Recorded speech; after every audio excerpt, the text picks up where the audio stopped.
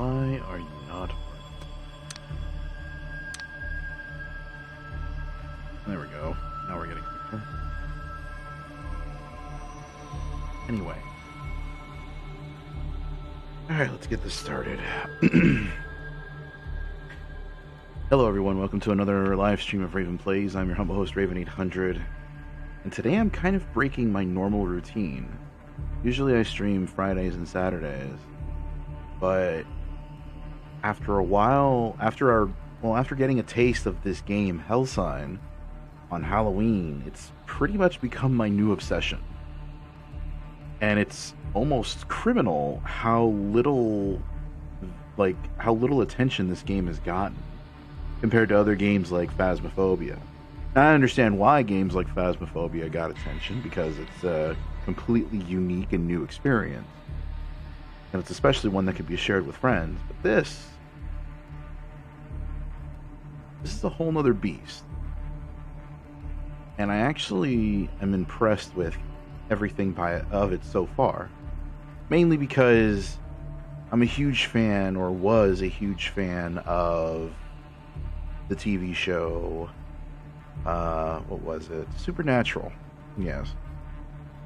I used to watch that show any chance I got. And it fascinated me to no end. You know, how these two brothers were going off and just hunting supernatural beings, wraiths, banshees, revenants, shadows, all sorts of things that pretty much go bump in the night. In this game, where Phasmophobia gives us the opportunity to become a paranormal investigator, Hellsign gives us an opportunity to become a paranormal hunter. And that's one thing that I absolutely love about this game, and it's a shame that it's not getting as much attention as Phasmophobia would. So, because this game has now become my new obsession, I want to actually see if I could play it to completion. So I'm going to start a completely new character. Say Raven. Let's be more creative with the name.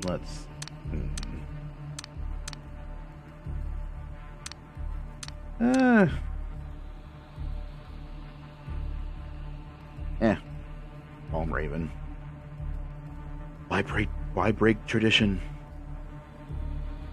So, I've had a bit of time to play around and get to know the game a bit better. And last time I started as a detective. This time I think I'm going to start as a stalker. Stalkers start off with a double-barrel shotgun, which gives them a great defense. They're able to use throwables right off the bat, and they also can use traps.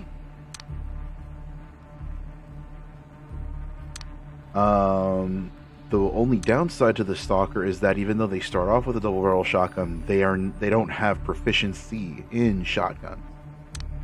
I tried using a mercenary at one point, and while I like the ability to use a submachine gun right out the gate, he doesn't really have a lot of other skills that he can use aside from heavy hitter, which increases damage to pistols by 5%. And that's not really proficient, considering that pistol does like 1 point something damage. This does 3. So going up against some of the early stage monsters in this game is basically like shooting peas at him. No bueno. Especially considering that these are 22 rounds, full metal jacket, compared to 9mm rounds. Yeah, this will probably do a lot more damage with a higher rate of fire. But I think ultimately the shotgun is what you want to do. Not only that, but we also start off with a carving knife. So we can carve out proof that we've killed these creatures and sell them on the black market. So, confirm character. We're going to skip the tutorial this time around. If you don't know the story, you can head over to my channel, watch the first video, my Halloween special, where I first played this game. Basically, to sum it up, we wake up one day inside our home. We have absolutely no idea who we are or what we did the previous night. All we know is that we keep having constant nightmares and waking up with migraines that pretty much feel like it's splitting the earth in half itself. And we've been branded with some kind of Hellsign on our back. Apparently, we learned later on that the Hellsign allows us to cross over into the Shadow Realm. In the Shadow Realm are where shadow beasts and demons linger. Not only that, but apparently the Hellsign also makes us a magnet for all things that go bump in the night. So we're pretty much a walking target. And we're trying to figure out what happened to us, how we came to get this Hellsign, and why is it that every time we seem to die, we end up waking up back in our apartment as if it were a nightmare.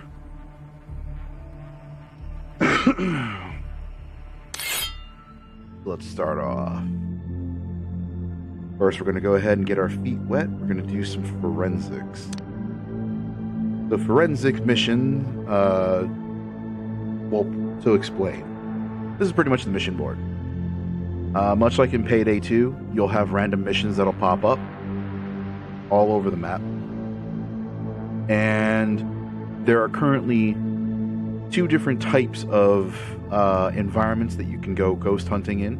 There's the house, and then there's the forest. The houses and forest environments are all randomly generated.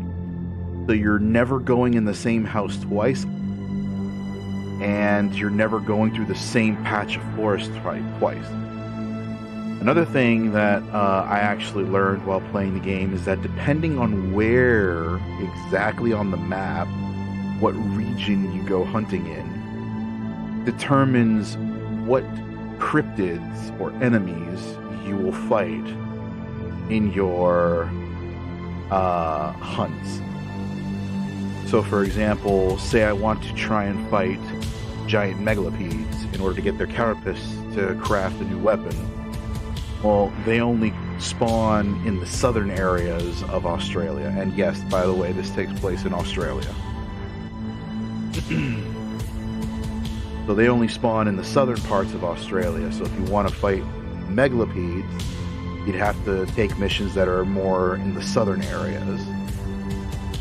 Let's go ahead. Let's do our first forensics. Now, forensics are basically sites that have been quarantined off by police. Basically, they're murder scenes, or homicide scenes, or suicide scenes. And they've basically gathered all their evidence and everything, and have now made a call to the paranormal hunters to come in and investigate further to see if anything if there was any paranormal activity involved in the homicides or suicides. Usually in these missions, they offer very low evidence that you can collect and sell. So low level evidence, but it's the safest option if you're just starting out. Let's go ahead and do a forensics to basically show how simple it is. You're not expected to fight very many cryptids. However, there are cryptids in the area because the negative energy in these environments has attracted the cryptids. And at any point you could get attacked, even though it is a safe area or a safe option compared to other hunts. And also, even though there are no signs of a poltergeist, you may have a poltergeist in the area playing tricks on you, showing some minor signs of paranormal activity.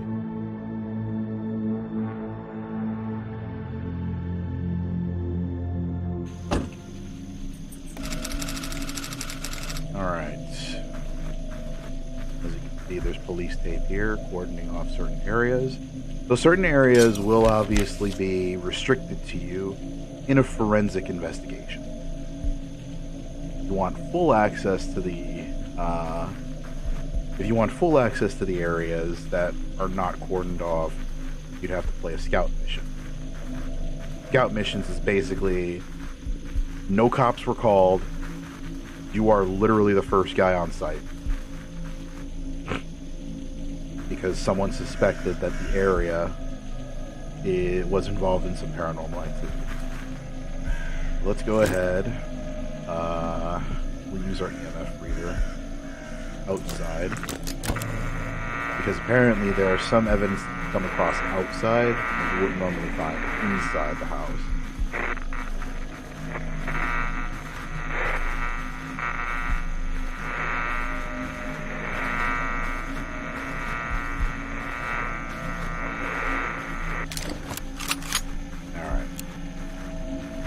Nothing out here.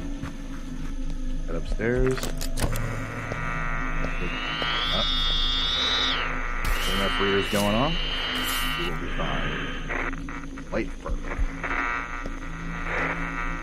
We're only supposed to find 2 pieces of evidence. And then our job is done here.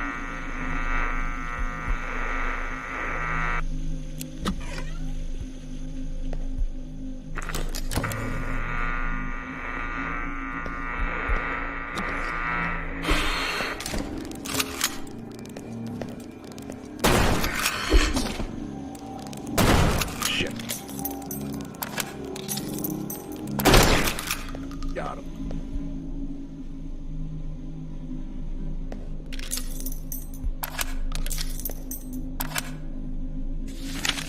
So that's our first cryptid encounter, which is the albino spider. Albino spiders rely on jumping attacks to engage the enemies. A medium-sized but uncommon Australian jumping spider. Its diet includes various house pets, such as poodles and terriers. Big as a dog. They also respond well to meat baits, but like most arachnids, are resistant to Macabishi, which is basically the traps, like the nail traps that you throw on the ground.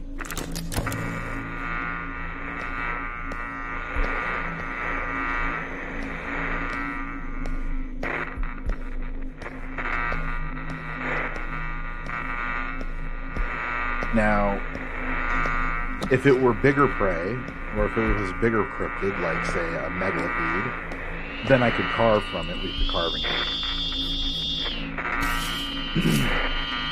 But it's considered a small cryptid, so we're unable to carve from it. So that's pretty much it. We found both of our, we found both pieces of evidence. At this point, we could just go ahead and leave. I'm going to go ahead and do that. We're going to move on to a scout mission, which has a higher payout. Especially when you have a carving knife.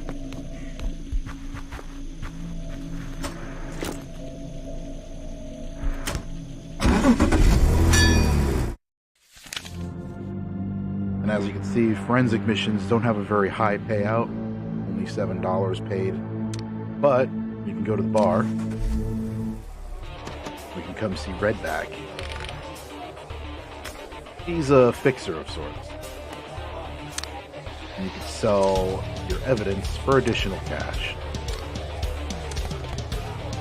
$16. You could also buy journal entries from him to better understand cryptids, do some research on them, and see what weapons, what traps are most effective against them.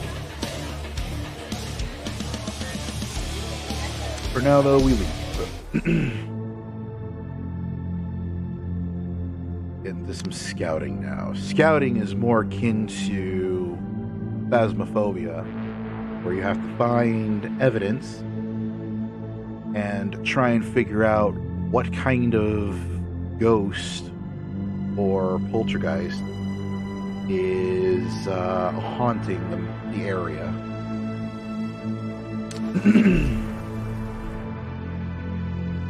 Only instead of having to do it in a timely manner before the ghost attacks you, you're instead fighting against random cryptids that may be in the area.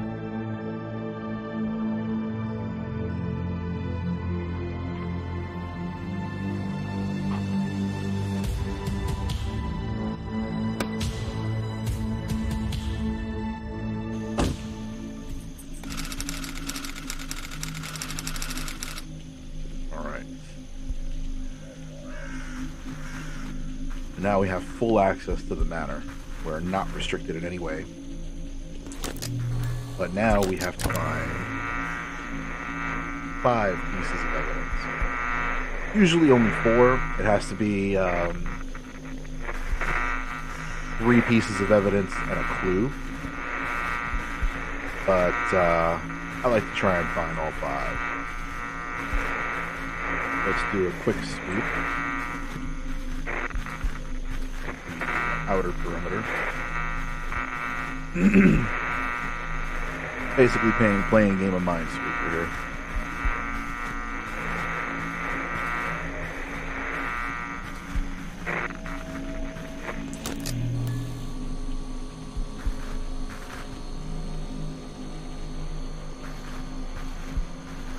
Sometimes you can find objects using the blacklight. Sometimes. Other times I've noticed that there are red herrings or misleading details that should be ignored. But overall, your EMF reader is going to be the tried and true method of finding these clues. Check over here. But usually sometimes when you come across a carcass like this, and you use your blacklight, you can see blood spatter. And oftentimes there will be a trail that leads off somewhere else. Sometimes, not all the time, but sometimes, those trails will lead you to a clue that you can uncover. But unfortunately, these do not. You can always double check with your EMF. Tendrils. Signs of a poltergeist, apparently. Tendrils will affect your EMF reader, but you can still get a general idea in clear areas which direction the clue is from when you use your EMF reader.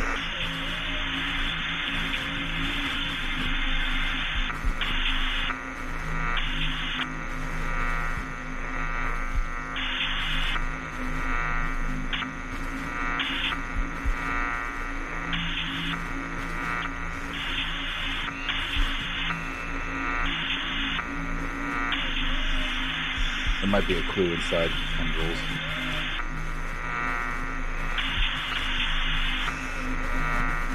Yeah. Alright, we're gonna have to search the hard way. There we go.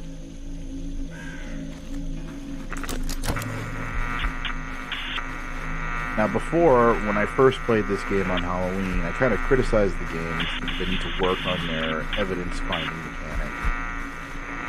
Personally, after getting a better idea of it, it's not as problematic as I thought it was. Now, one interesting thing that you can do with your blacklight when you come across a corpse, scan it, analyze the corpse, and you can see, you can reveal the location of the cryptid that was feasting on this corpse. You could do one of 3 things. You can either reveal the location and the identity of the cryptid. You can reveal the cryptid's location, but have a plus 100% damage dealt to it. Or you can have a plus 30% resistance. Hey, Killinov, welcome to the stream. You could have a plus 30% resistance, plus 20% evasion, and plus 20% stability against the cryptid. Much better choice than the election junk. Yeah, I'm kind of over this election. I just want my phone back. All the texts and phone calls, just ugh. So what I'm going to do is I'm going to go ahead and reveal the location of the cryptid and have a 100% damage bonus against it. Frankly, I always try to go for the 100% damage. Yep, same. Before, when I first started and I was trying to figure out what I was up against, I would go for revealing the identity of the cryptid so that I knew exactly what I was walking into, so I could set up traps. But that was when I didn't have a shotgun. Notice the game is a little buggy here and there, and sometimes it won't let me make that selection. I checked. It wasn't for the same cryptid. Huh, interesting. I noticed that sometimes the game will bug out as well, and it will not let me select any options when using the black light. Alright, so let's go up here. Let's do another sweep. Nothing up here. Do a sweep on this balcony here. Tendrils, more interference, but no signs. Head back over to the front of the house.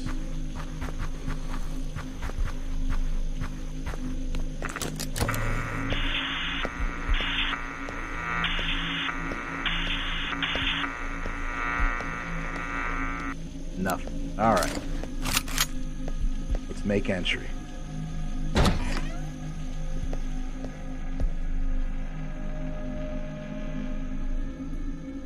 Been loving the updates they've been making. I played and beat it again just before they updated the shotgun mic and carving knife. Also, good luck. They've really added more scares and stuff. I almost had a heart attack during one of the forest maps. I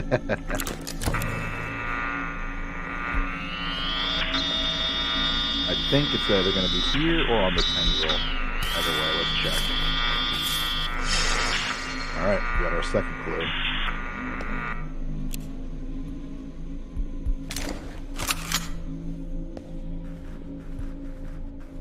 So there's a cryptid up that way.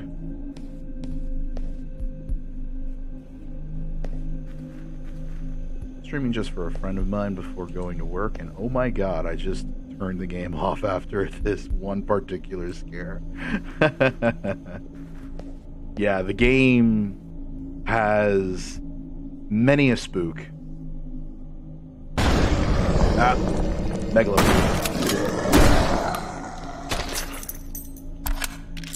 Perfect.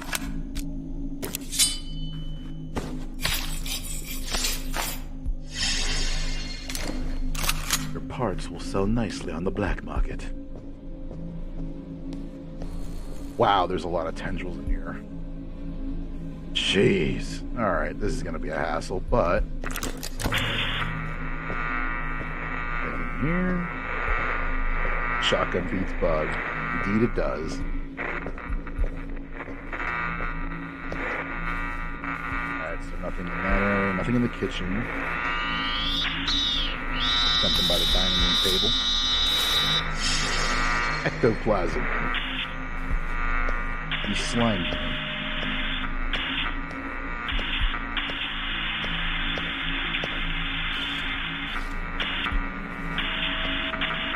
Interference. Alright, let's take a look at the black light, see if there's anything by the carcass. Maybe it'll give us a hint.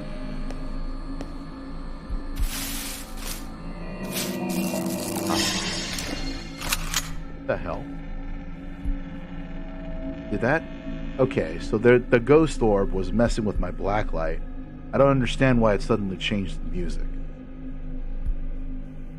But yes. There was a clue here.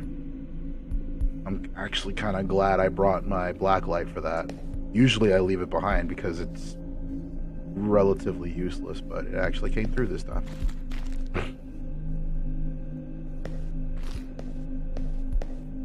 Alright. Nothing on this one.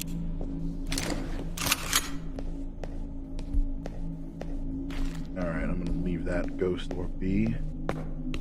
Continue clearing out this area.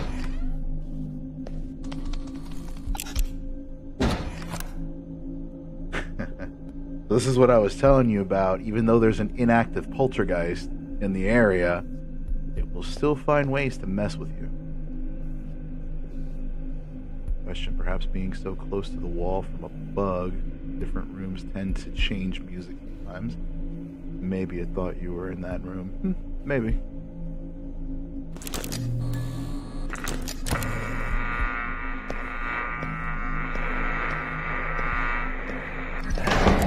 Oh shit. Woo!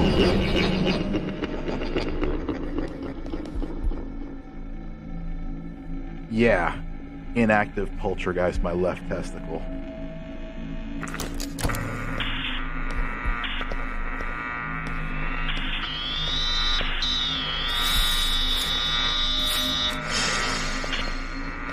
Is that all 5 clues? That's all 5 clues. Alright, so now at this point, I can continue hunting, and maybe we'll run into more megalopedes, and I can carve out more carapaces to make more money. Or I can just go in my journal, put all the clues together, and figure out what kind of ghost or poltergeist is haunting the area, and be done with it. But I need money. Let us find some more cryptids to fight. Okay, now back in the living room.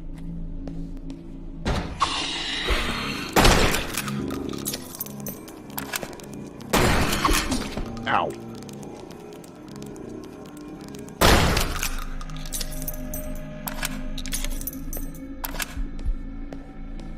Alright.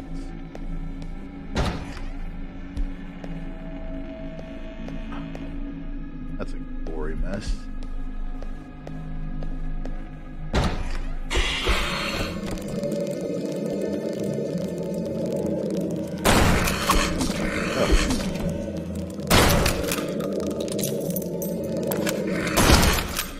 Not today, Satan.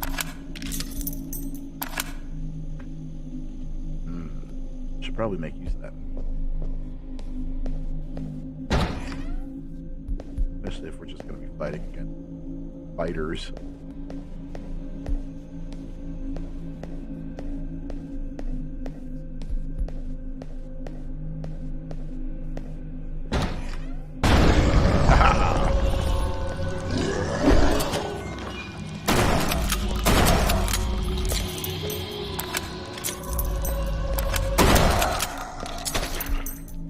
Just what I was looking for.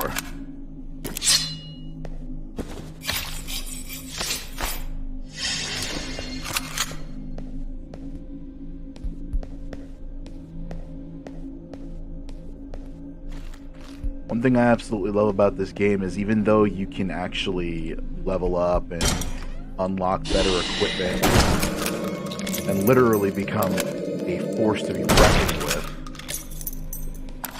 it still manages to throw new challenges at you. And it still manages to maintain its difficulty factor, especially when you're hunting for the actual poltergeist itself. Alright, so we're done sweeping the area. One of my least favorite traps, scares, etc. is the bloody ghoul. Hit things. Large plots of blood and dozens of him. Oh yes, I think it's the Nephilis, where basically just there's a pool of blood and it's just the undead arms just grabbing at you. Yeah, that's very unnerving. Always gets me off guard. Yeah. Alright, so now that we're done sweeping the house, let's go ahead and figure out what kind of poltergeist is haunting this area.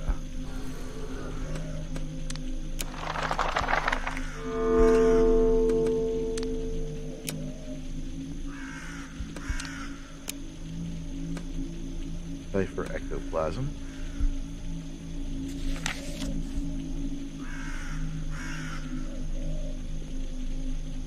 O-N-O-O-P-O-N.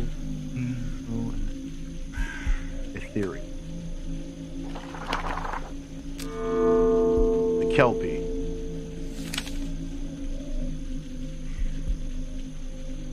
Species, poltergeists. Behavior aggressive. Kelpie is the Celtic name given to a horse-like water spirit known to haunt ancient sites of animal cruelty, often by ravaging them to the ground. As a spectral liquid hybrid, the only way to pierce its shell is through incendiary round or explosive pressurized gas. Besides ice-based melee attacks, it creates a form of oil-like substance to slow and trap its victim, which, without hazmat protection, will become an easier target to be stomped to the ground. Alright. Now that we've solved the puzzle, we now have our total payout of $65. We have our collection signs coming out to a total worth of $147. So we have a potential profit of $212 right out the gate.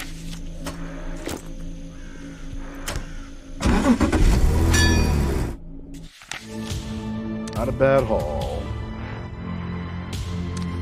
Head over to the bar. Give Red back our loot.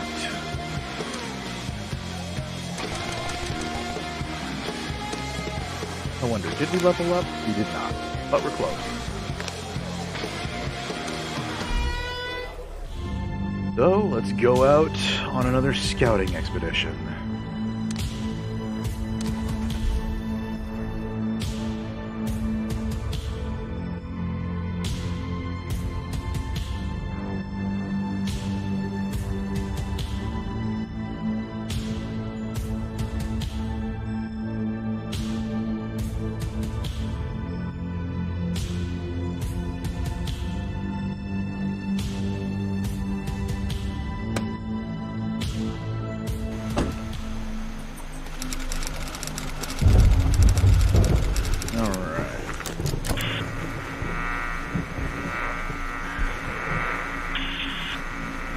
Same as before, from the top with feeling.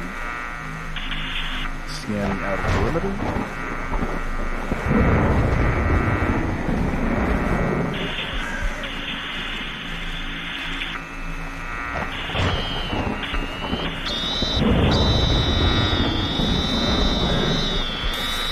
What we have here? Spectre plasm. We might have specters in the area.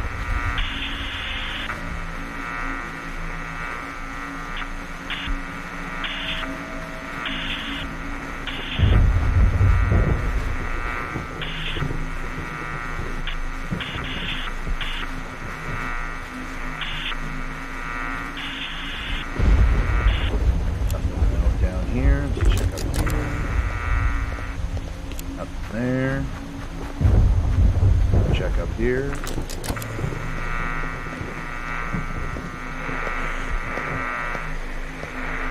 Nothing here. Head back.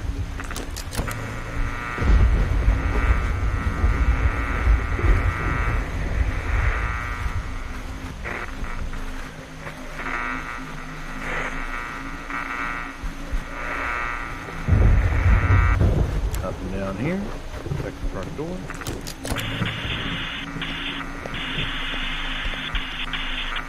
Not a potential interference, but nothing buzzing on the map.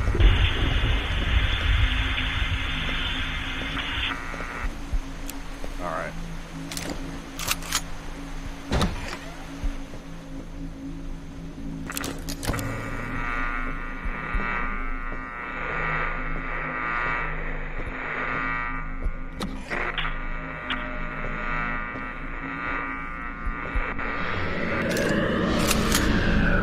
Yep, specters, just as I thought.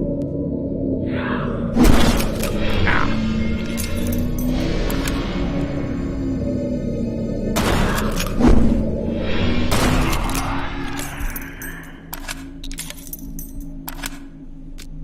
There we go. Not too bad.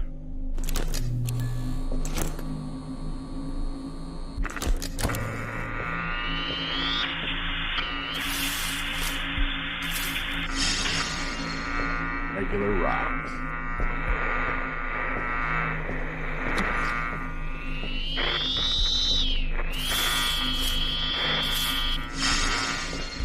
Doll.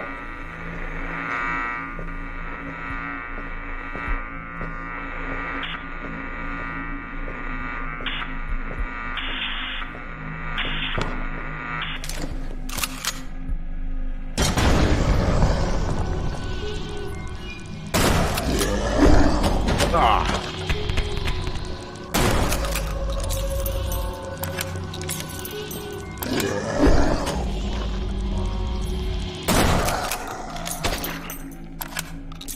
I ain't afraid of no ghosts. Now, granted, if I saw something like this in real life, I'd be shitting myself.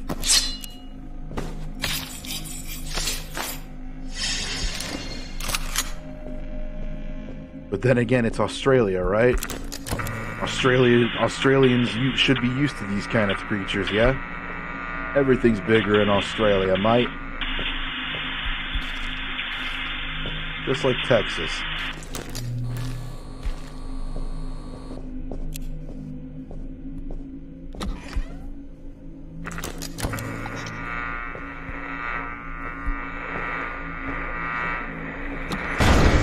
Shit.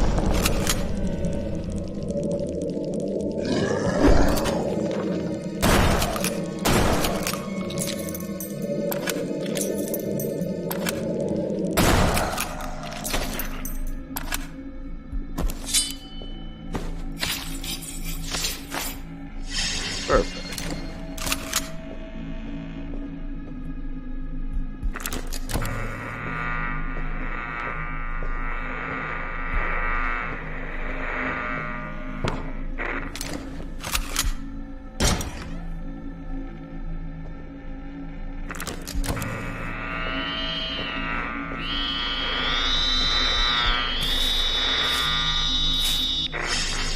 Ooh. That's disgusting.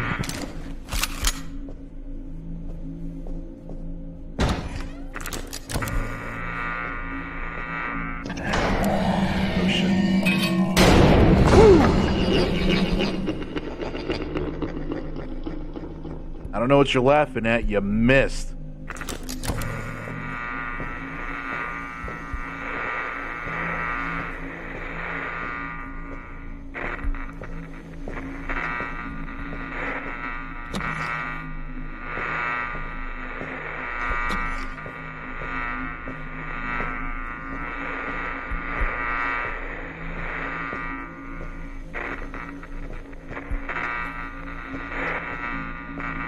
In a way, these kind of remind me of like situations like that where you're being attacked by a poltergeist.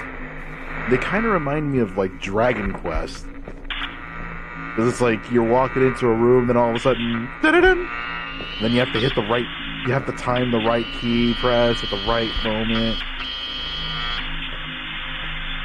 Maybe it could be on this tendril here. Nope, I was wrong.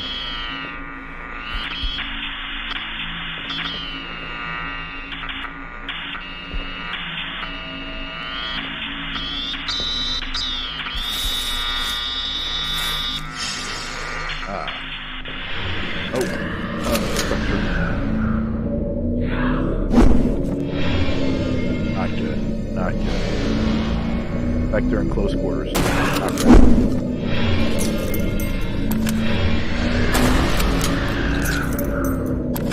Oh, there's two of them. Shit. Ah!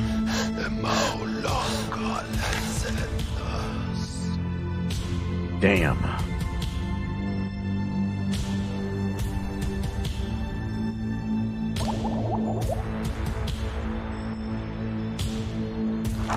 Oh well, at least it wasn't a complete bust. Yeah, it's aggravating, but it comes with the job.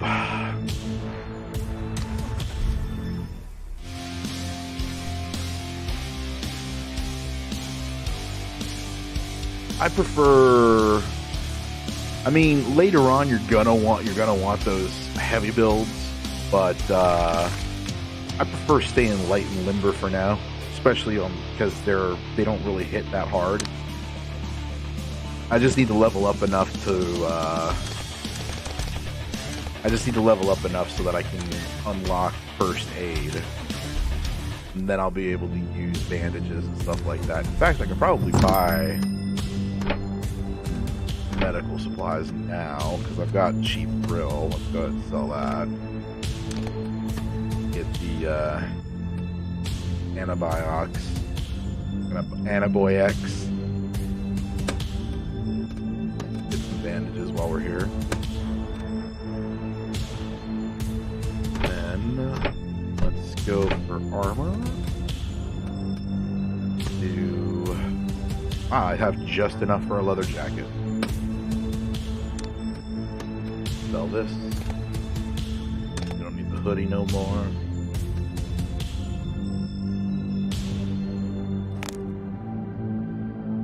And I have 1 skill point. So now I can learn first aid.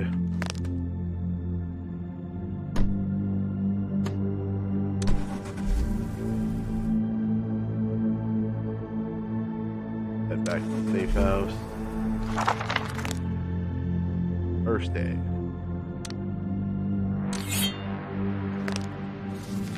Now I should be able to use it without having a heal time penalty. So we have first aid. Next, I'm probably going to do heavy armor, so that when I do wear heavy armor, I'm no longer hindered by the heavy armor, because by default, when you wear heavy armor and you don't have the heavy armor perk, you can no longer dodge. Regardless of whether it slows you or not, dodging is still very necessary, especially late game. And I believe you need, let's see, yeah, level 6 required. So level 5, I'll have heavy armor. Level 6, I'll have SMGs and sawed-offs. That will allow me to more accurately reload my weapon and become more effective with it. From there, I'm either going to go for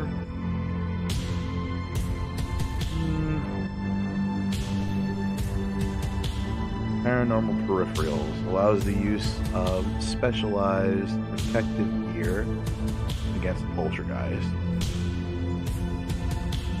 Or I could go sleight of hand.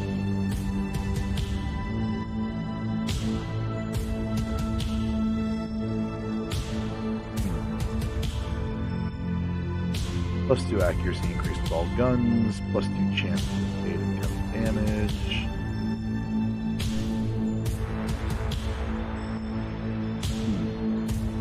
I think I'll just go with attack.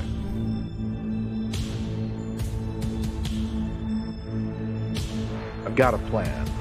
Don't get me wrong. Just trying to figure out how to best execute it. Lots of upgrades to choose from. Seems pretty underwhelming.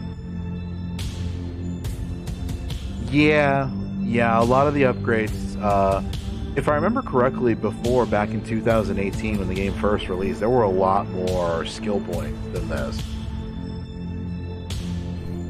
Tended to go along the equipment route and the artifact route for more money. Yeah. Because I already have the ability to use traps, I already have the ability to use throwables, so I don't have to worry about that. And really, sleight of hand, the only reason why you'd want to get sleight of hand is to increase your evasion window if you're the type like me that likes to evade instead of tank. And then, of course, Irish luck, where you can actually win back half of the money you lose when playing blackjack with, I think his name's Lucky Kyle, Lucky Kevin.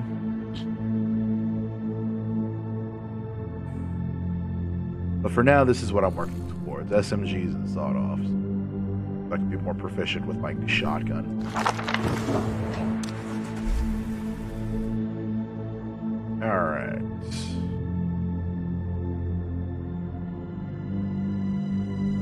Let's try scouting out of first. Bit more open area, so a lot of room to move around in instead of being cluttered up in a house. Especially if I'm dealing with specters. That time I was dealing with 2 of them though.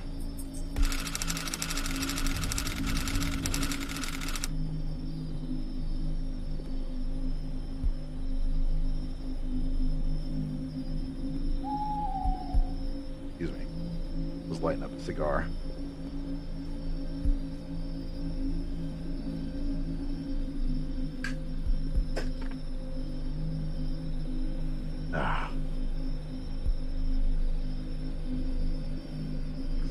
All right. Let's begin.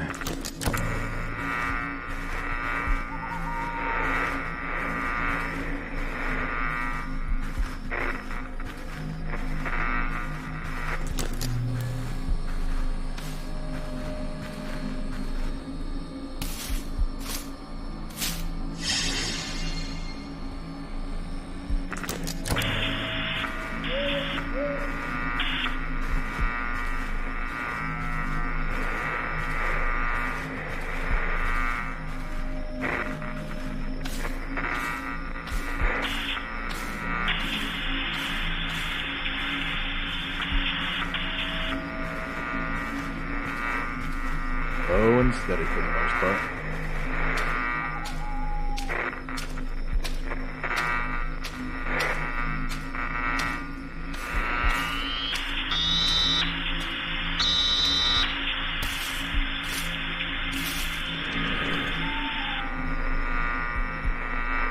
Spectroplasm. Yep, more specters in the area.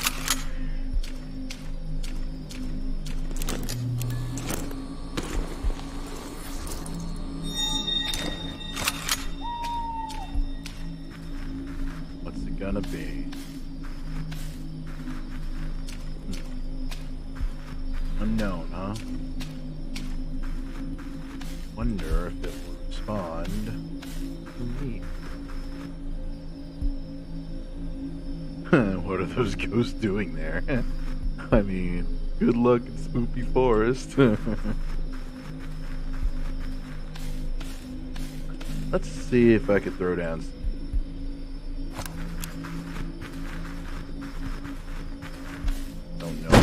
Yeah. Whoa! Ah, you fuck. Alright, you got me. Man, poltergeist threw a rock at me.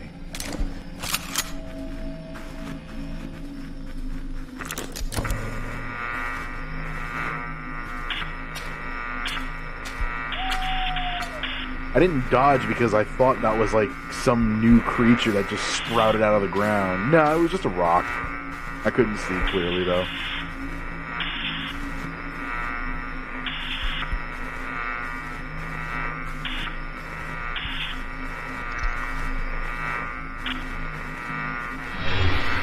Yep.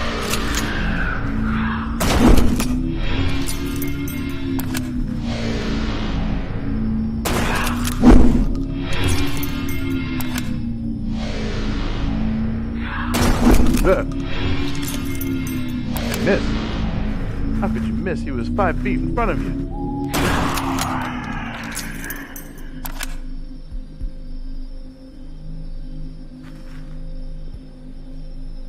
Ugh. All right.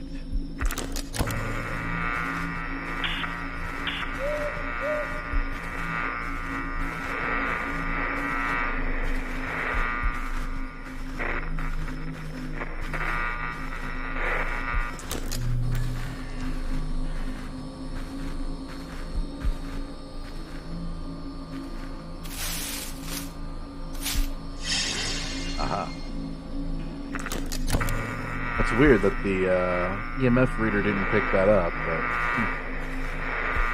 again, glad I brought my black light.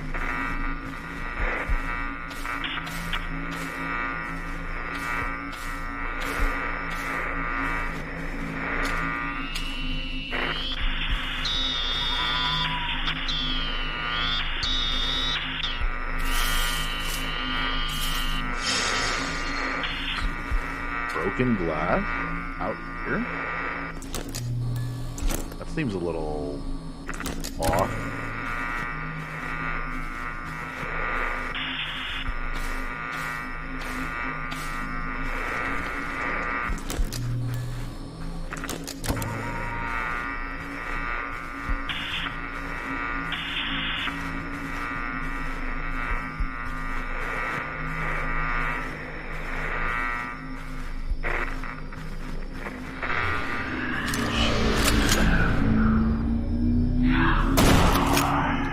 Oh, wow, I one-shotted him. Nice.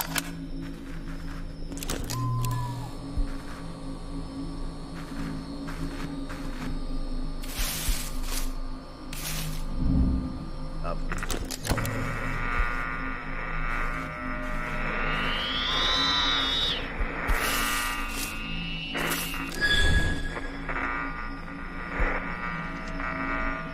Alright, that's all 5 clues. Turn this off. Go ahead and deduce real quick.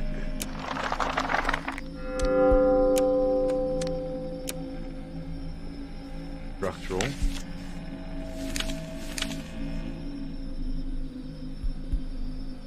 Looks like a battle. A shadow.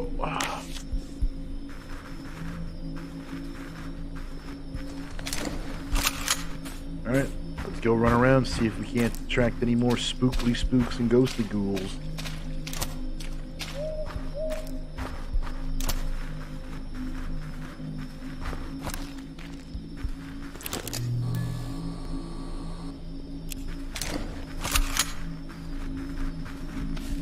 I don't think we're gonna get any megalopedes out here though.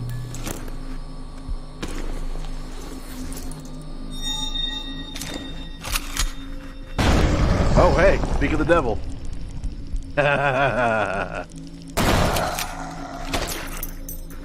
Nice.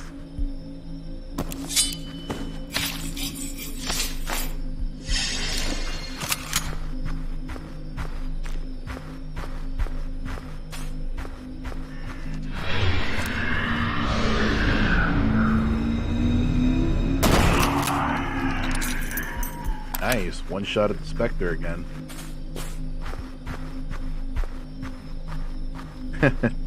As my friend Sentius would say, there's nothing in this world there's no problem in this world that can't be solved with a gun.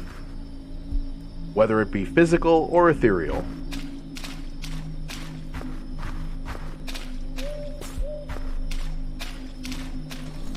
Alright, I think we're done here.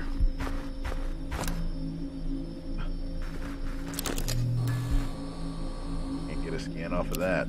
Damn, looks like a very violent way to go.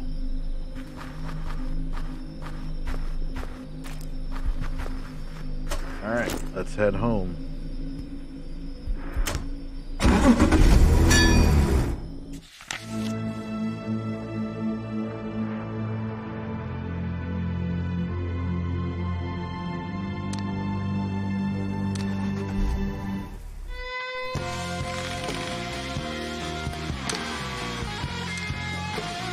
So this and that, that and that, this and that.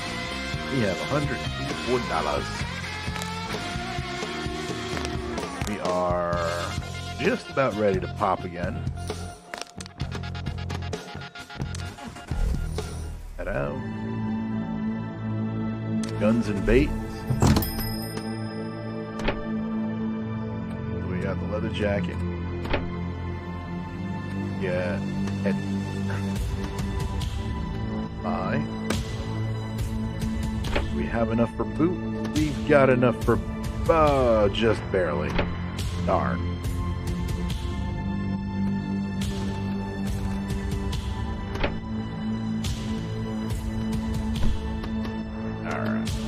Let's back off.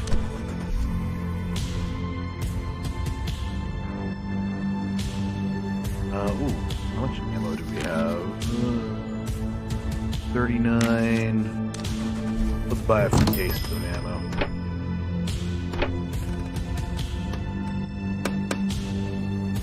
That'll do. Rule of threes.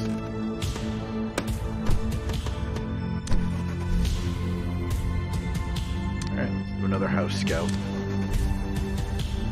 Wa-da-la!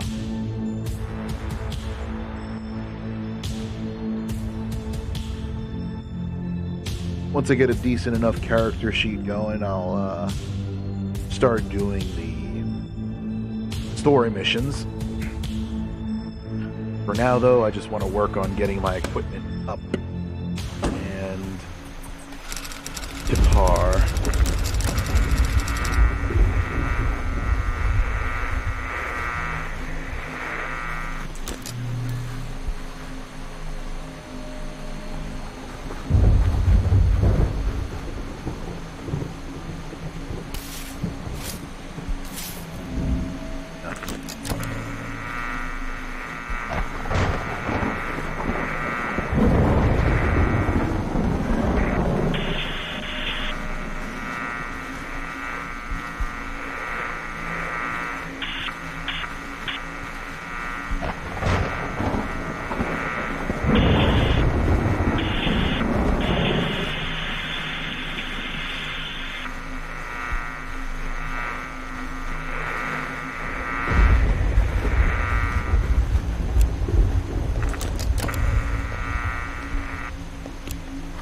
Here.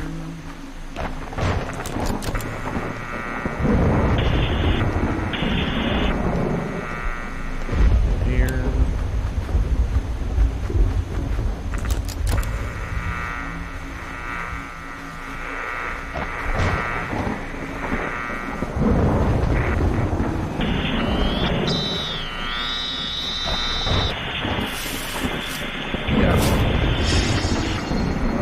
Spectre plasm. So I'm assuming specters reside around like the eastern side of Australia on this map anyway.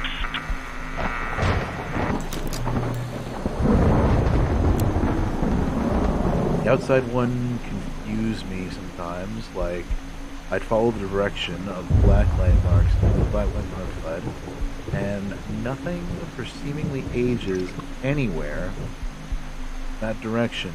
Yeah, like I said before, I don't know if you caught it when you joined or before you joined, but sometimes the black light will lead you on a wild goose chase.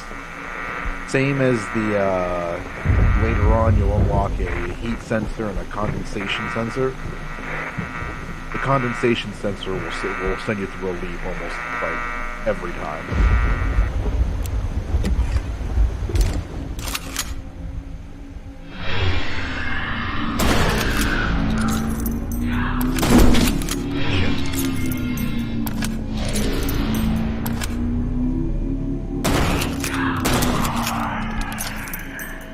Today, Satan.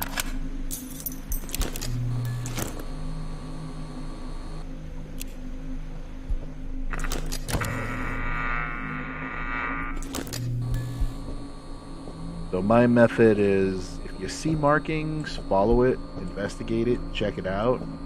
But if you pull up nothing, then there's probably nothing there. Especially when there's a ghost orb interfering with my investigation.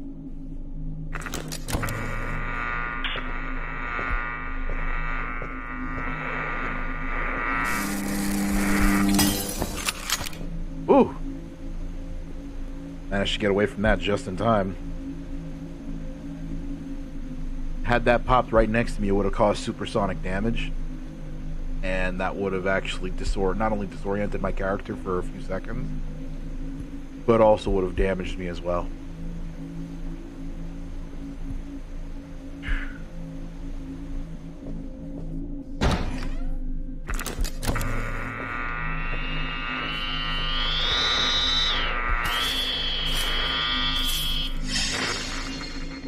white fur.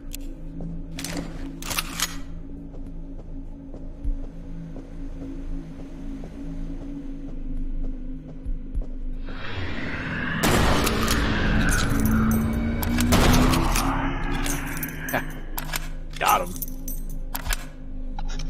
Alright. Can you imagine if the Ghostbusters, instead of using their, oh, I leveled up. Great. Can you imagine if the Ghostbusters, instead of using their, what are they called? I forget what they call those beam packs. But can you imagine, instead of using those, they just ran in with, like, shotguns and just started shooting Slimer in the hotel?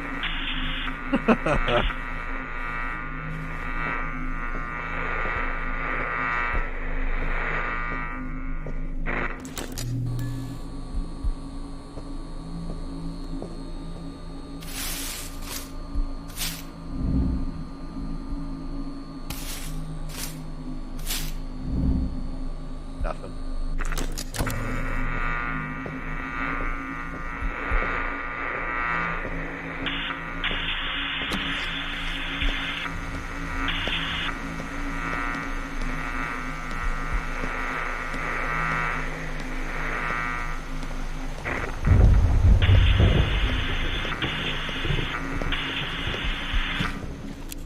Okay, on to the living room.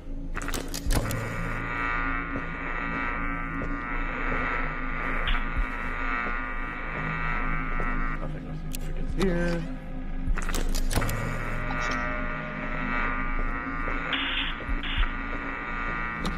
Back to the guest room.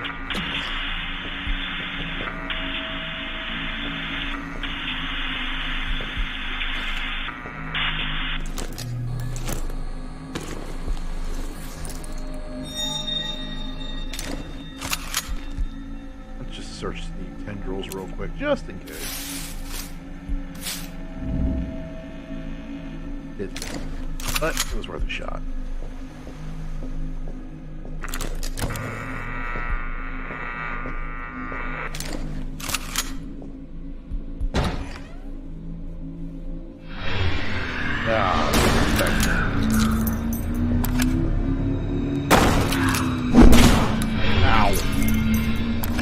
Get back here, you cunt. Ow. I got you this time. Yeah. Alright, let's bandage up.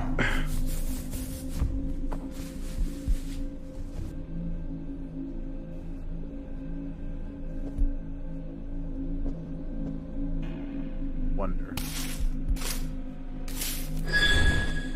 Wow, that actually worked. Huh. That was based on a hunch. Because last time I remember, I didn't get any signs on EMF readers or blacklight. And I didn't get any signs on the parabolic microphone. But I remember seeing this blood spatter against the wall, and I'm like, I never shot anything over here. And when I investigated, it gave me the last and final clue for that investigation. So, huh. Interesting. There's nothing on this cadaver over here.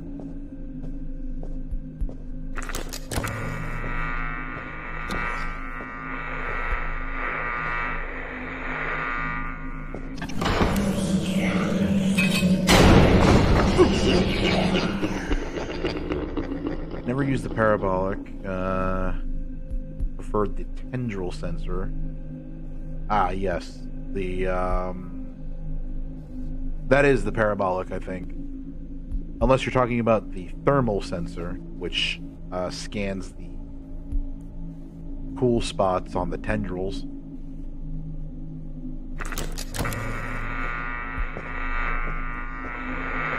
The shotgun mic is the standard one that you get. That picks up noise from any direction, not just on tendrils. Oh shit, albinos. Ah, got him.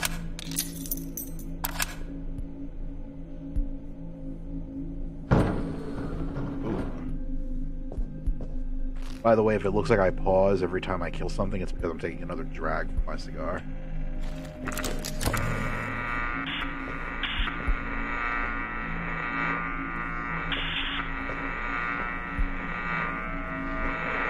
Yeah, then you're thinking of the thermal sensor.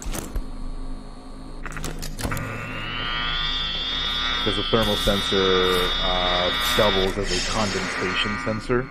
And that's very useful in fogs.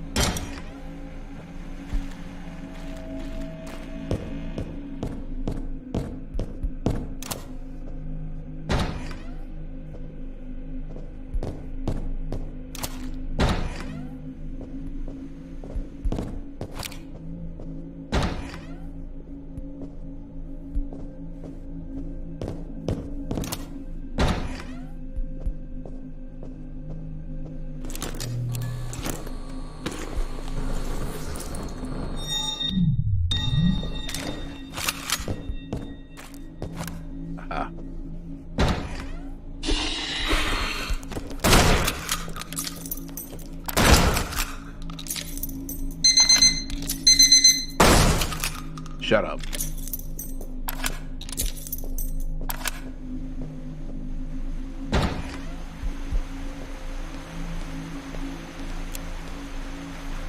Why'd you shoot the alarm clock?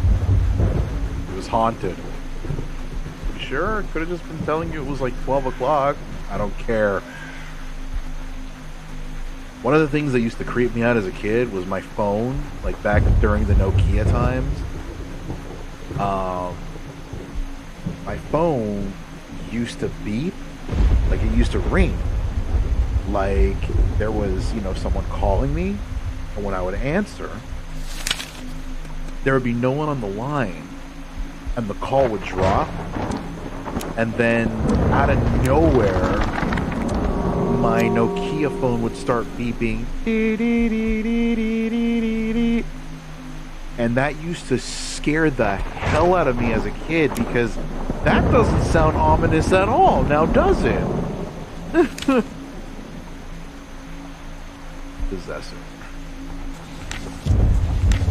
Double checking. Yeah,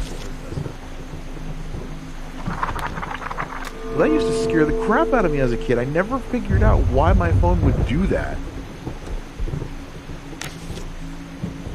But it did it.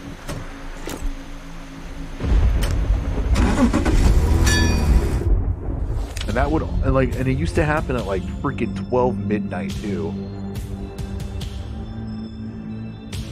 Every fucking time. And it scared the shit out of me as a kid.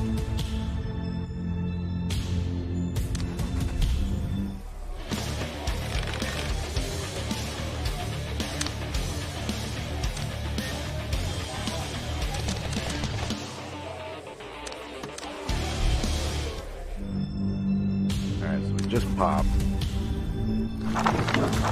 Let's see, what can I use this for? I'm a level 5, so I still can't use that.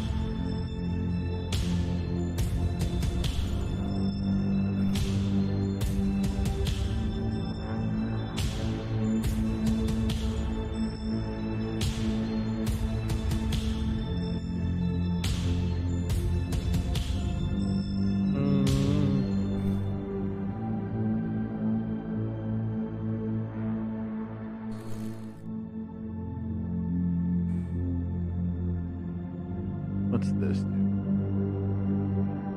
Parazoology. 2 of the evidence signs gathered will be cryptid evidence. Allows deducing the identity of the supernatural. +1 evidence signs gathered will be cryptid evidence. Allows deduction. Poltergeist subtrail level 2. Forensics. Signs gathered will be cryptid evidence. Allows deducing poltergeist subtrait level 3. Ah, so that'll have to be like what I work on next, I think. so that I get that out of the way for hunting.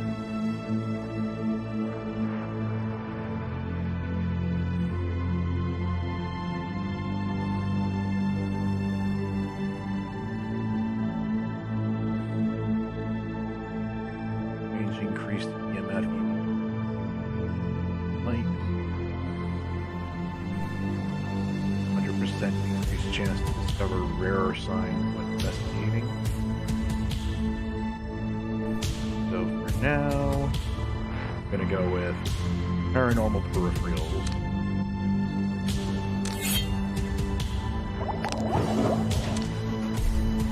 I'm gonna head over to guns and bait.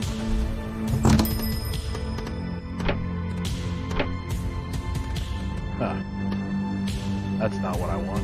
That's not what I want at all.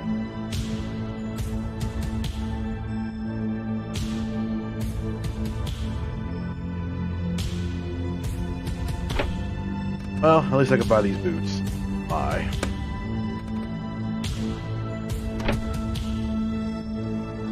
I already have a helmet. I assume paranormal peripherals was for what Redback sells.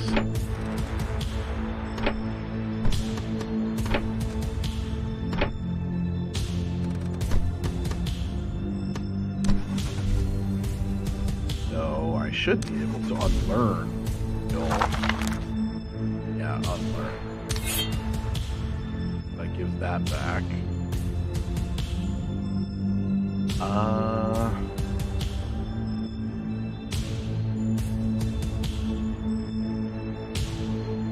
Artifact Specialist allows using artifacts.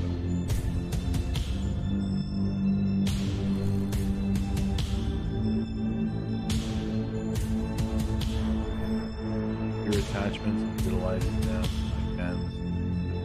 Right?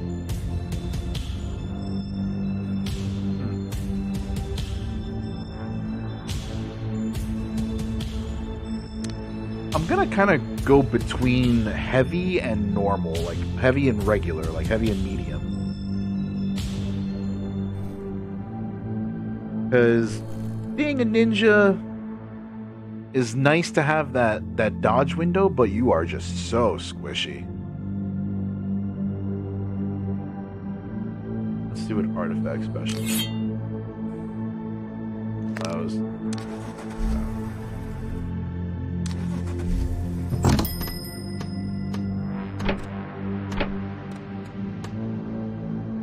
Skill requirement accessories. Unable to use without skill. Okay. So then with Redback, that means from the bar.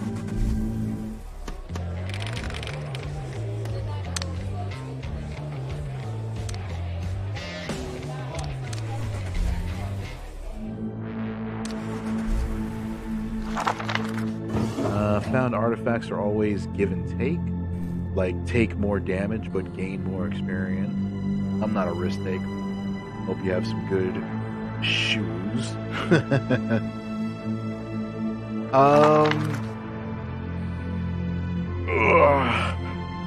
Artifacts. So, let me see something here. Let me go back into the skill tree.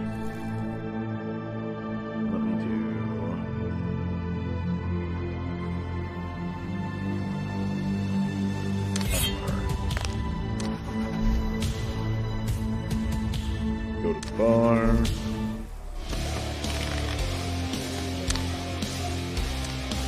Okay, so I need artifact specialist on this.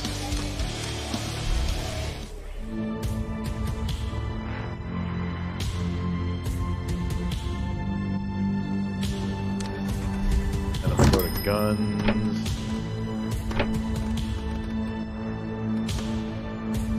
No, I can still use these. Out of stock. Attachment. Pump and choke or sharpshooter.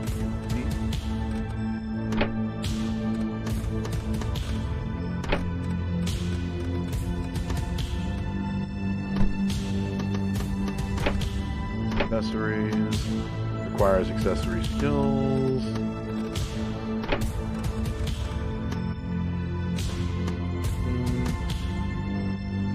Ah, okay. So the hazmat boots require paranormal peripherals, which then later goes into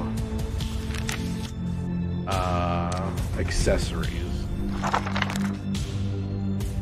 Stupid, but I get it. Fine.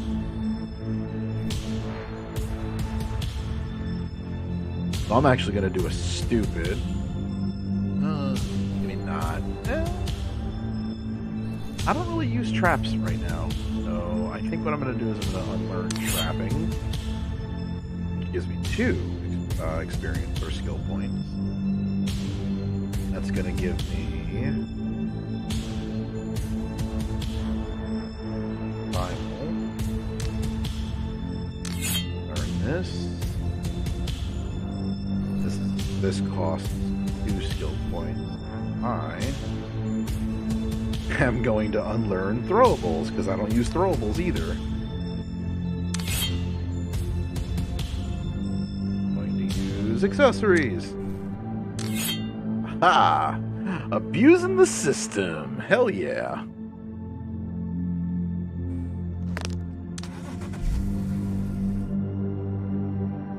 And now my next level, I'll use that towards shotguns and SMGs. But for now, let's bulk up my character a little bit with accessories. Let's safety goggles buy, boot chains buy.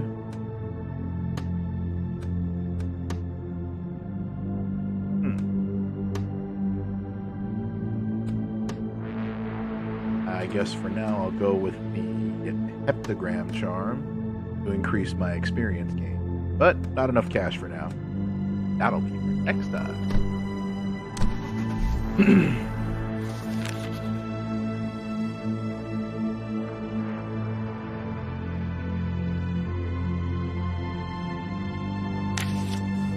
All right.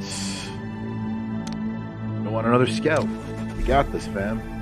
Oh god, I just called everyone fam. Please, I give you permission to punch me as hard as you can.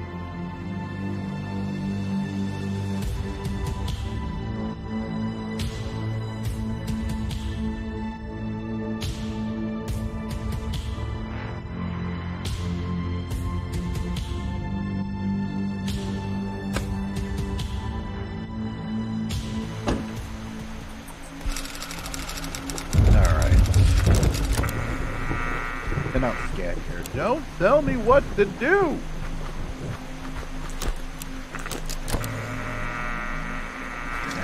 Oh shit. Not my first rodeo going up against the lawnmower, but at least I can safely say I went up against the lawnmower and won. Or rather evaded.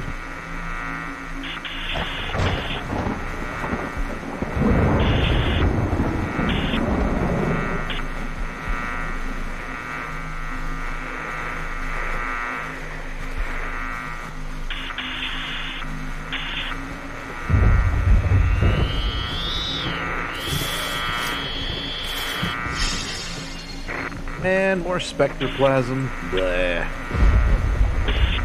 Specters are everywhere. I'd much rather a megalomane.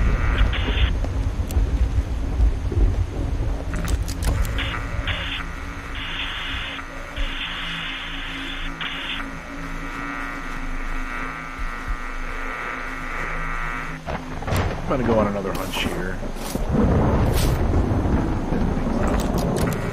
It was weird. There was one time I searched a pile of glass, and I was gonna say grass for some reason. There was one time I searched a pile of glass like that, and I actually got a clue. And again, it was one of those things where it didn't give me any signs on EMF readers, black lights, or anything.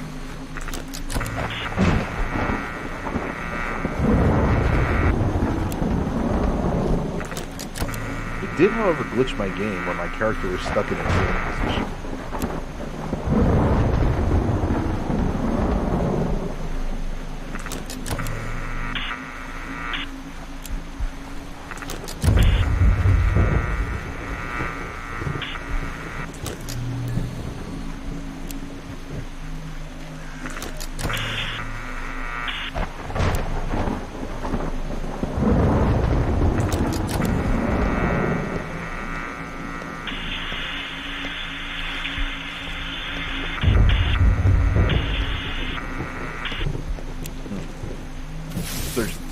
just in case.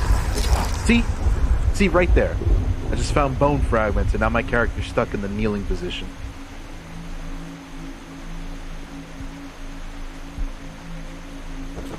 So I found that the only way to fix that is to roll out of it. But that gets your character stuck in the searching animation, so then what you do, you pull out your gun, and then you pull the trigger. And that resets the animation. I made a note of it in the forums, but whether the developer sees it or not, don't know. But now at least I have it documented on live stream so that, people are made aware of this glitch and how to fix it.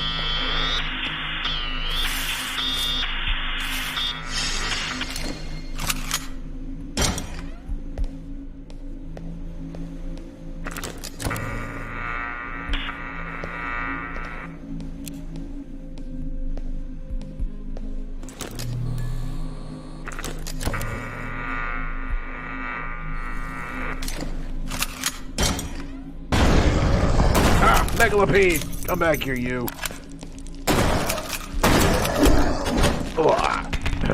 Good thing I bulked up. Okay, I'm gonna get tossed around a little bit.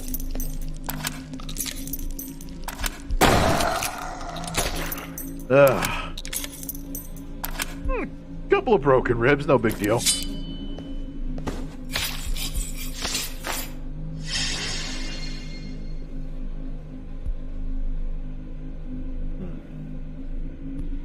Every kill deserves a puff.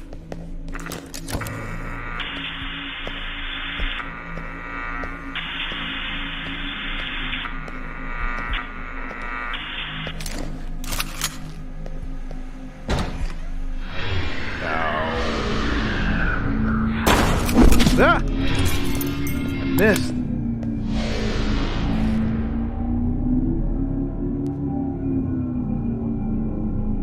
This way? Nope.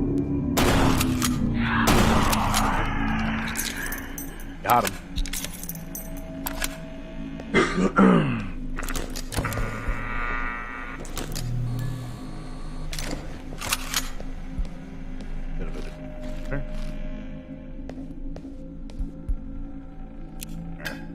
No, that's not what I wanted to do. I went to go hit the M key, and instead I hit the V key.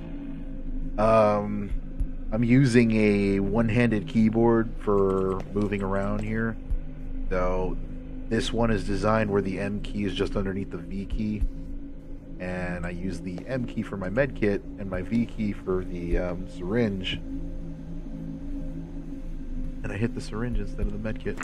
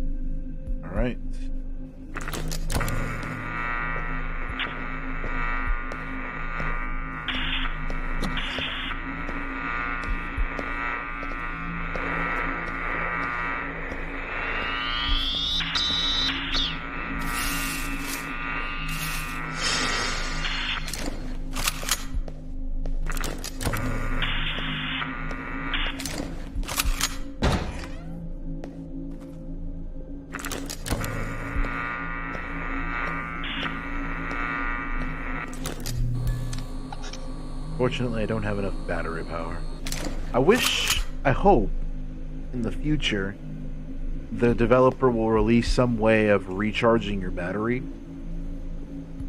If not, some way of like swapping out to a new battery, like use batteries as ammunition or something.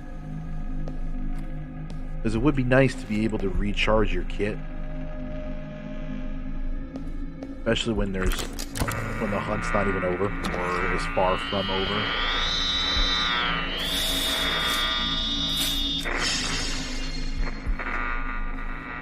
What is it? It's blood. Hope it's not Chris's blood. I don't know what you're laughing at, you missed. Anyway.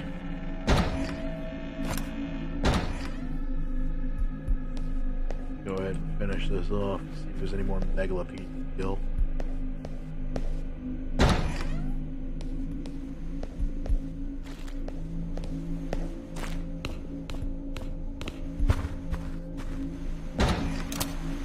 Outside.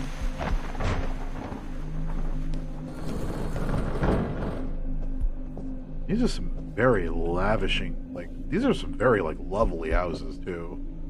I mean, granted, they're infested. Ow! Oh, hey, I dodged that, please.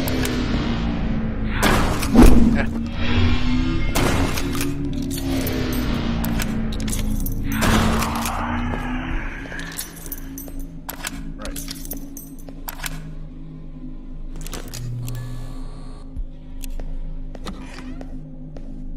These are some really big houses.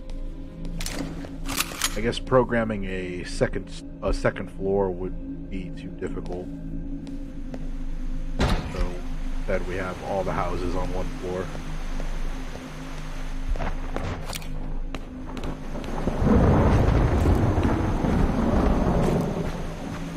Alright.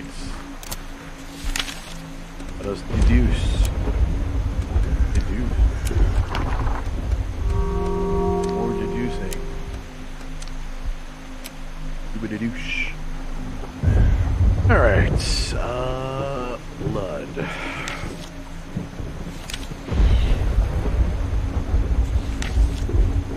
Sharp.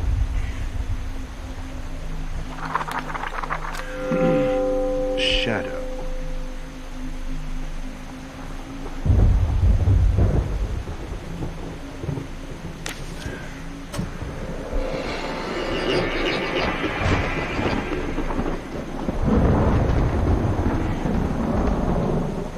This isn't where I parked.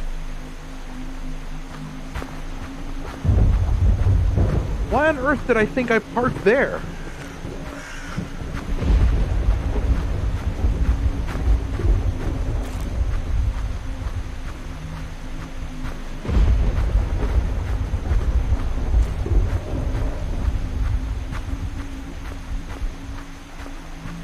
There we go.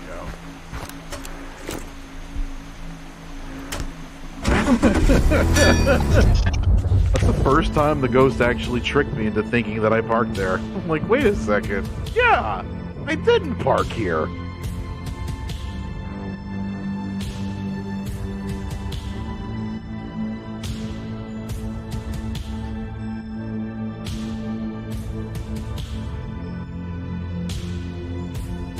Ah, alright.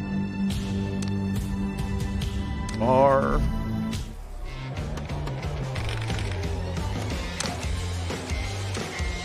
Sell all this.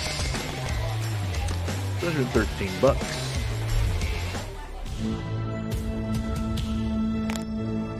And I am just around the corner for popping there.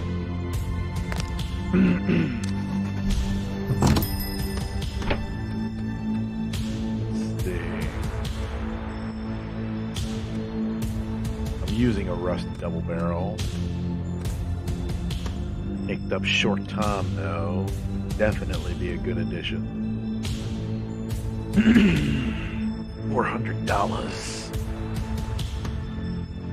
I can only sell this for 40. Oh well.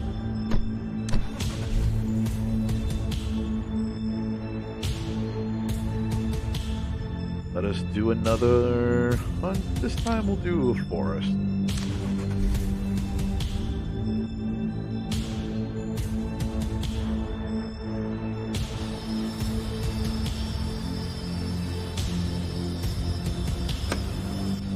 I should be able to in about 1 or 2 more hunts, give or take.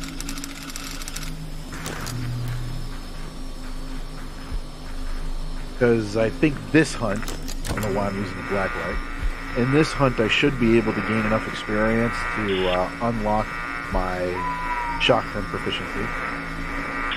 And then that will allow me to become a bit more effective in hunting with a shotgun. And I think in about two or so more hunts, I should be able to unlock a better shotgun. Ow.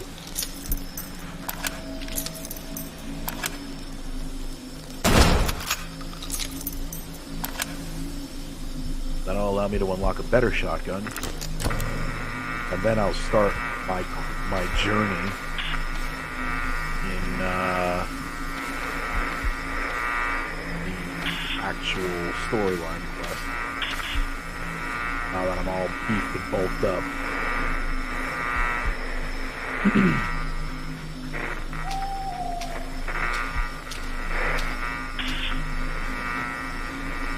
Need a little sidearm for those moments for quick cleanup without reloading. Yeah. So usually with a shotgun, I'll take like a regular pistol or even a revolver. So because later on you'll encounter those cryptids that unleash hordes of little spiderlings.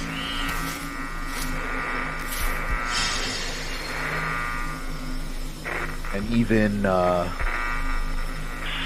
hordes of bloodwalkers. God, I hate those.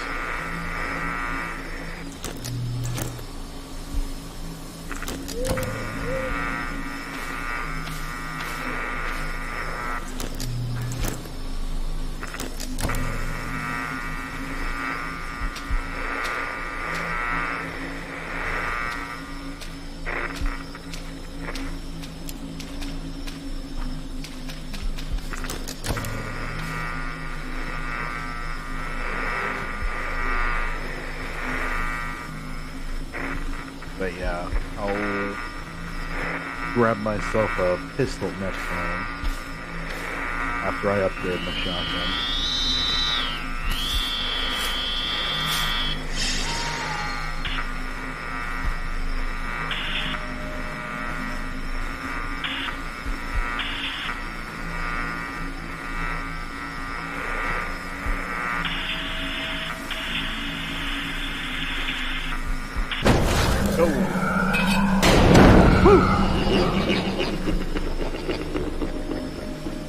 Catching on to you, poltergeist. Getting wise to your ways.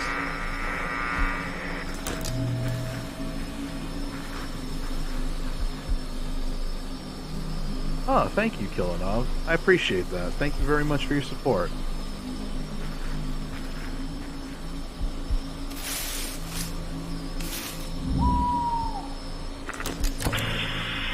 Gotta find a way to, I'll probably make a Streamlabs account and find a way to put that information up on the screen, like, you know, supporting, you know, people who've supported the channel and stuff like that. That way you get some credit for that.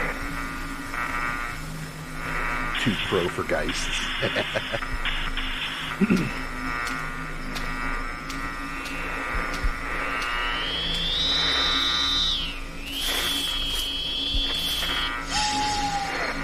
We got a symbol.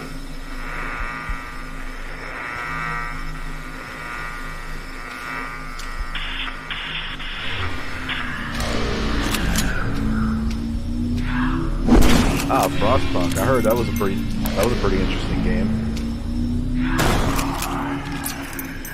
Put the blanket on, go blanky mode. It's gonna be good. Cold.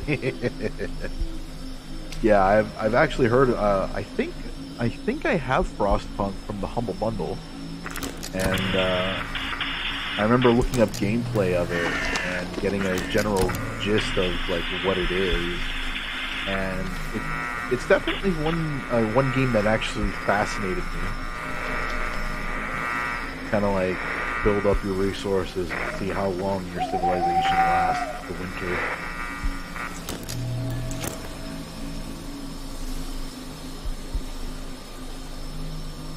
Scenario, I failed hard like 4 or 3 times in a row, then got in the hang of it. It's such a learning curve, oh my god. Yeah, I bet. Usually like games that revolve around economics have a very, very steep learning curve. Like, it took me forever what the best way to manage my economy in Civilizations 5. Oh shit, I got double teamed.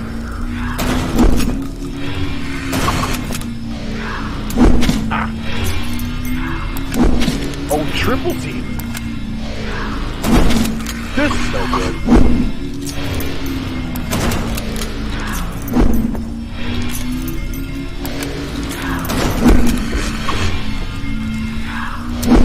Oh shit. Oh no, this is bad. This is bad.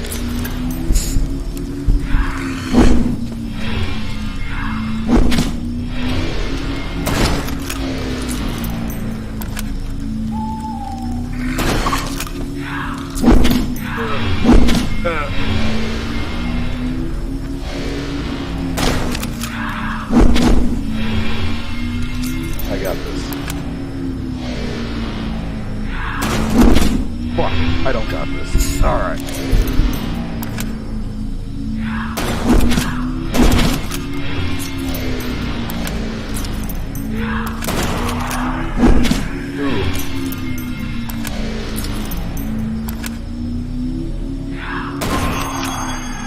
Yeah, that better have fucking leveled me up. Jesus.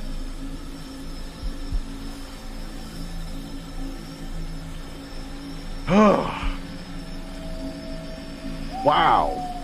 I got quadruple teamed right there. Jeez.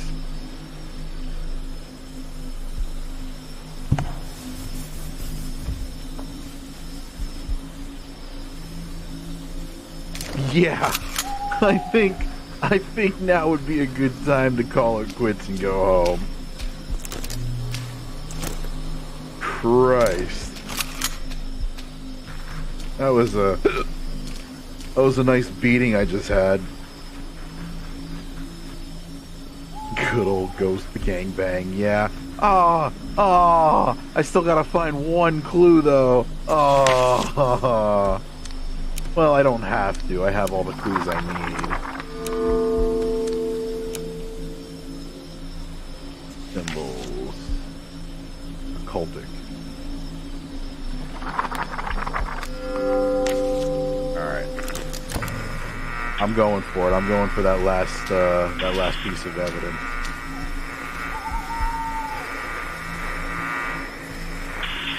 I think they're pretty much done. I think they have nothing left to throw at me, and if they do, I'll be ready.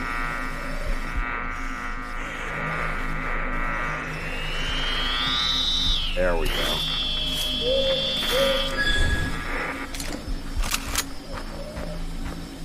Alright, we did it. Sheesh. See, that's why I like to remain somewhat mobile. Like, kind of like a mix between heavy and light. Because I like to be in between. I like to have the ability to dodge and still have the ability to tank a few hits. Otherwise, like if I went full tank there and I couldn't dodge, I'd probably be effed. Alright, let's head home.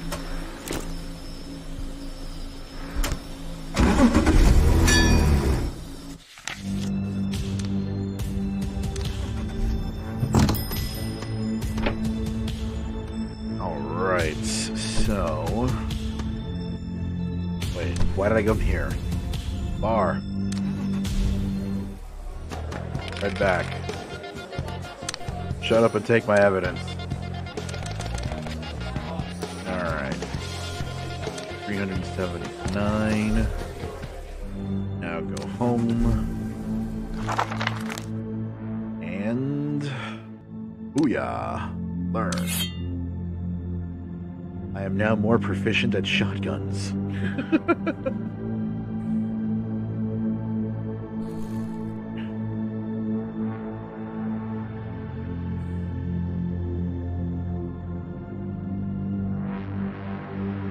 Alright.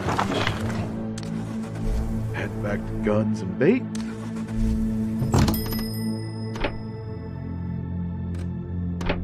Get some more ammo.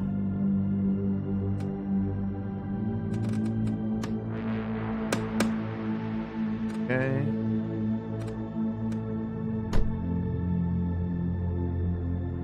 I think I'm pretty good on armor. No. I mean, I could get the security vest, but I'm not proficient in heavy armor yet.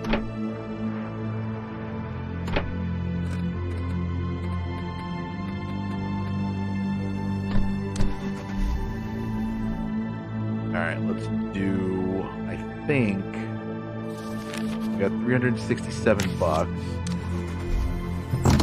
Next shotgun is gonna be 480. So I think 2 or 3 more hunts should do the trick.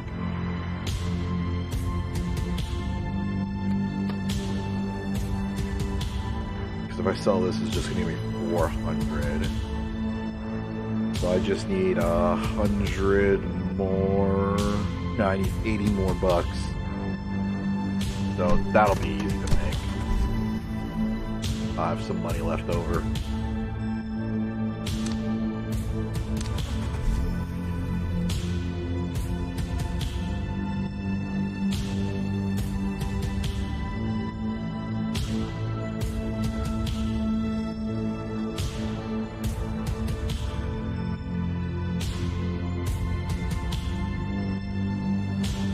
I remember there was one episode of Supernatural that I think they loaded up their shotguns with, like, their shotgun shells with rock salt to fight off, like, I think a banshee or something, or a wraith. That was pretty cool. One really touching episode I remember watching was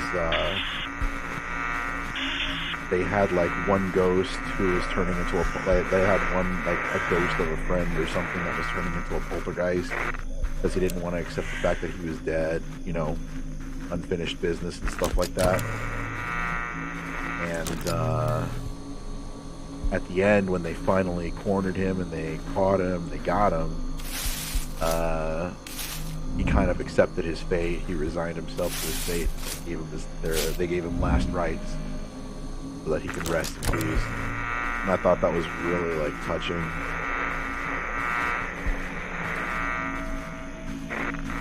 What's like, ever since then, though, I've been absolutely fascinated by, you know, anything that involved ghost hunting or paranormal investigations. Like, the Paranormal Activity movies I don't care much for, because it's just, you know, ooh, it's a spooky, and then that's it, you know. Oh. Yep. Got more bone fragments, and I'm glitching again.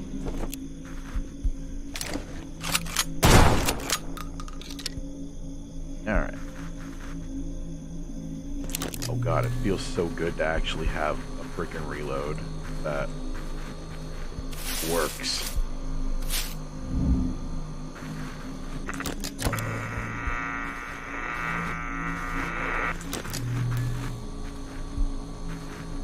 Something you take for granted when you no longer have to fish around for your bullets. You now have everything right where you need them. But yeah, like, I've always been fascinated by, like, ghost hunting and, like, paranormal activity investigation and stuff like that. Whether or not I believed it, because, like, they have, like, those paranormal activity investigator shows, and, like, you have people, like, freaking out, like, oh my god, the ghost actually scratched me, oh my god, ah! and they're freaking out like that. I don't know, that, like, stuff like that could, yeah. Stuff like that could easily be explained away, like, oh, they just, you know, cut the camera and, like, someone physically scratched it or something. But the thought of it, you know, of being able to commune with the dead, actually, like, speak to a spirit or something, it's always fascinated me. Because I always wondered, you know,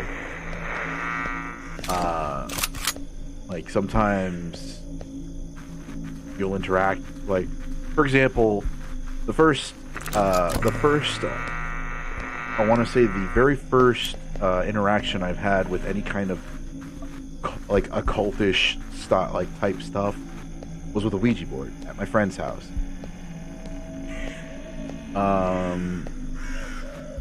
We didn't really have an experience with any spirits or anything like that.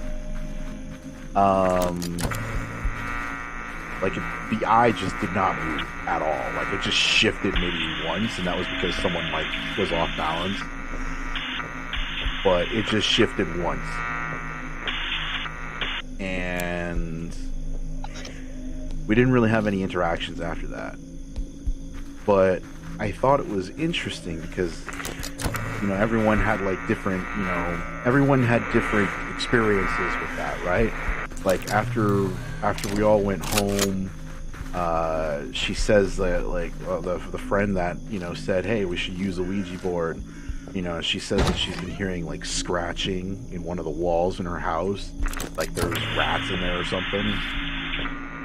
Another friend of mine said that they felt like someone was sitting in the backseat of their car when they were driving home.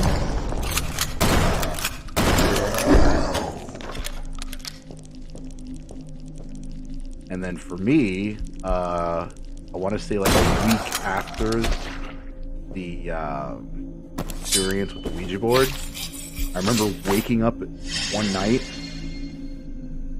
in a cold sweat. I had no memory of what the hell I was dreaming about.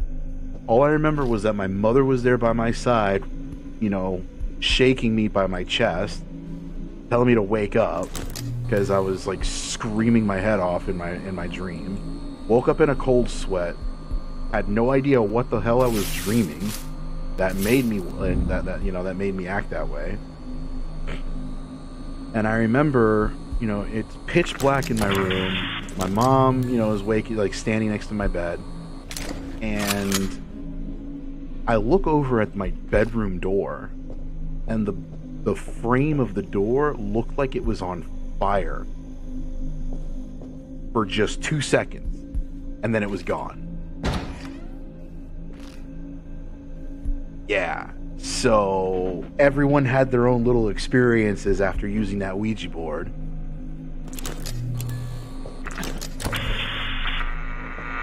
So, like I said, I've been fascinated by paranormal activities, like the paranormal and stuff like that, and the supernatural.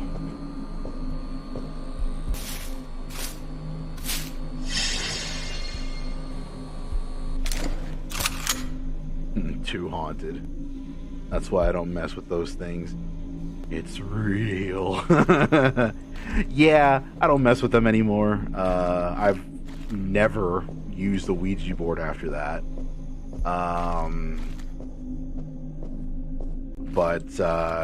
Yeah, I had that experience when I was younger, and ever since then I did some research, and yeah, they say that, oh, you may not have, you know, experienced anything right then and there, but it's possible that whoever you disturbed with the Ouija board may have, you know, may have had some kind of influence on your subconsciousness, because it wasn't like a physical threat that people felt, it was always something subconscious. Like, so someone thought they heard scratching in the walls. Well, no one else heard it. Someone felt like there was someone sitting in the backseat of the car. No one else saw that or felt that. And then me, I had a dream or a nightmare that I had no recollection of whatsoever. Most I hear who know about such stuff and have stories tend to agree.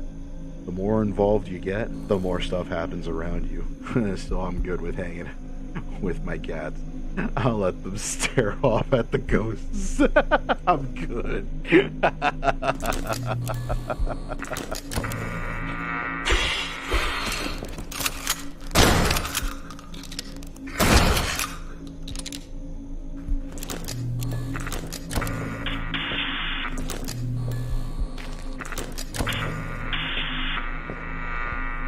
So, for me, my fascination with paranormal now is more along the lines of just making sure that the spirits of the dead are at rest, right? So, when I see something like this, you know, and I'm doing some paranormal hunting, the way I see it is, you know, there is a spirit or a poltergeist that has in some way or another been disturbed from its rest, and now it is your job to put it down or, you know, put it at rest again. That's how I kind of saw it with Phasmophobia, is that you're doing an investigation to figure out what kind of ghost you're dealing with, and so that another team could come in and put the spirit to rest. I remember, what is it, a couple nights ago, actually, I want to say 2 weeks ago, after playing a lot of Phasmophobia and stuff, I had a dream that I was back at my grandparents' old house, and, you know, I was with a group of paranormal investigators, and they were asking, you know, questions about the house, and I was like, I recognize this house. It's my grandparents' house. And I told them the story of, you know, who they were, what they used to do, and how we used to, you know, how we used to come over the house and spend time together and all that stuff. And it upset me.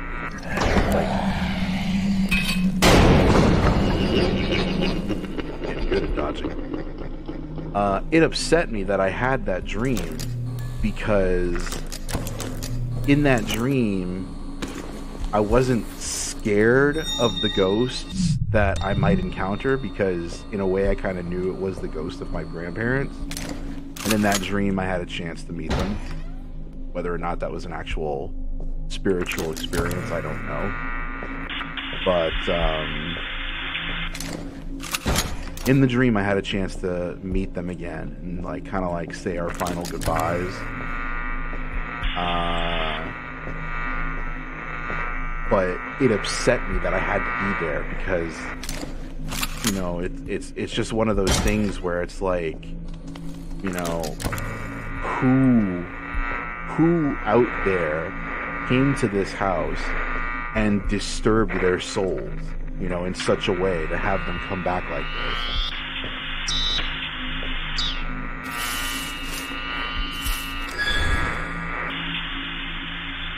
Alright, I have all 5 signs. So, you know, that was my experience with that.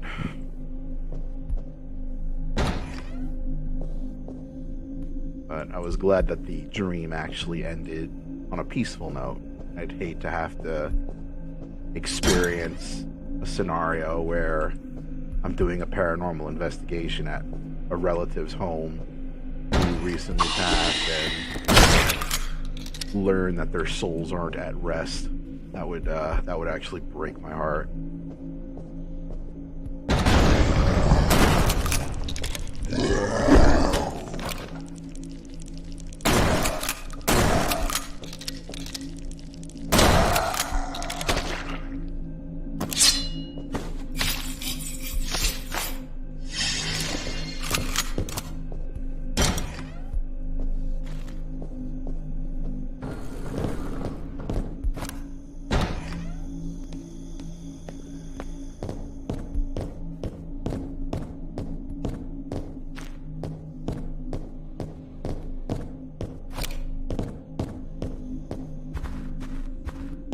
That's the entire house that I've just swept.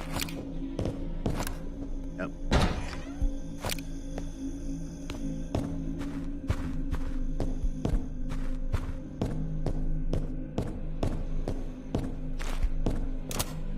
That's it. Alright.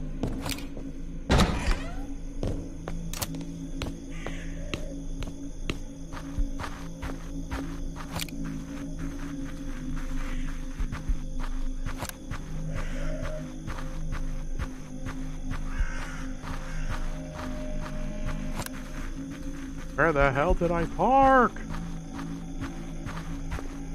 Dude, where's my car?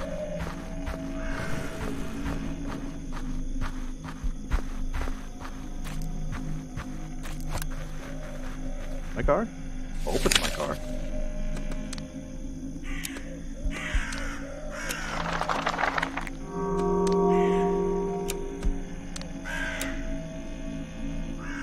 Structural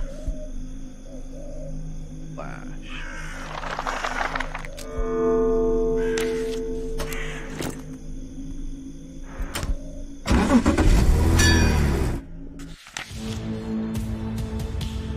Alright.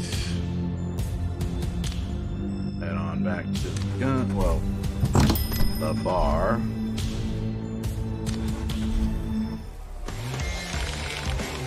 Sell some of this stuff off.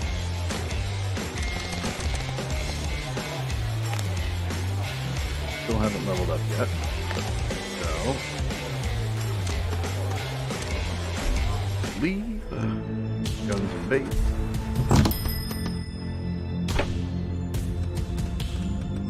Get us a nice new nicked up short tom. Sell this off.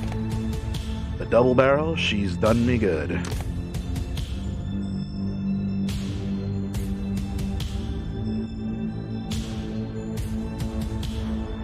Got 133.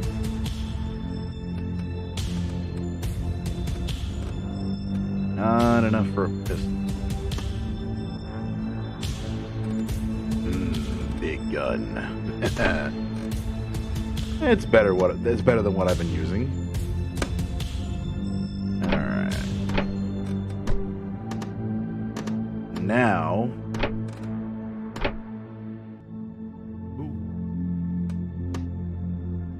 don't have enough for the med kit. That's alright. So now we're gonna go and start doing some of the story missions that we can unlock, higher paying missions.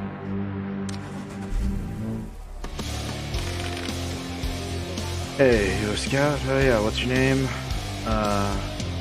It doesn't matter. Wait, who the hell? Ah, you must be Zoe. Yes, have we met? Sorry, I forgot your name. Is it Roger? Matt? Anyway, you a scout? Just trying to find some answers. Woke up with a Hellsign and no idea how it got there. Oh, so you're a hunter. Look, I'm pretty swamped here trying to figure out how this paranormal activity around town all comes together. But I'll tell you what. Help me finish this research, and I'll answer you any questions you have. Yep. I'm not a hunt. But yeah, sure. What do you do? So I've been studying this area, and I've noticed a pattern of paranormal disturbances around town. Ever since that shadow appeared back in '76 down at the dock, it's crazy. So I need you to gather a couple of evidence signs to fill in the missing data. Help me figure out what's going on here. Okay, I could do that. Find 2 evidence for Zoe. Heck, I'll do you one better. I'll find you 4. Alright, start.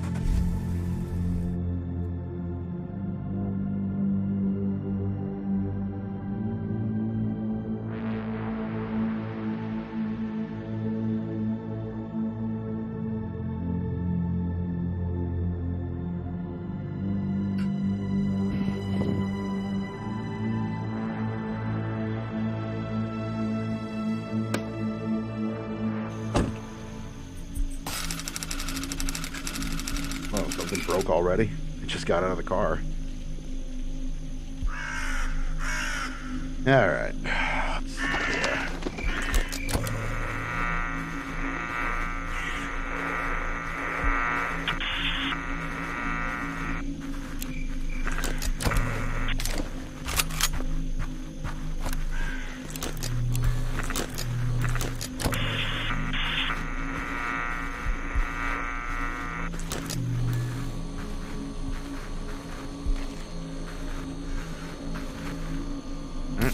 Find nothing.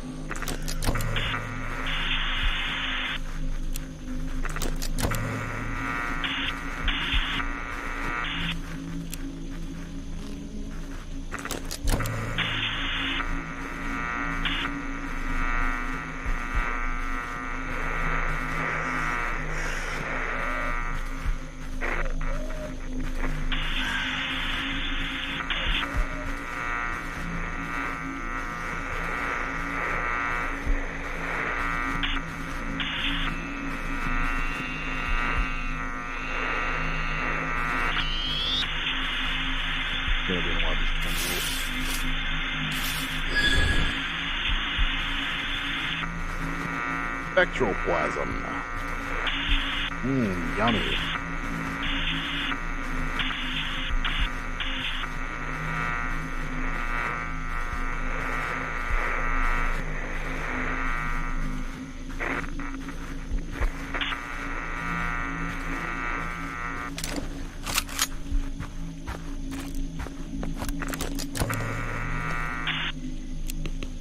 Oh, but yeah, like I was saying, like, this type of stuff fascinates me a lot.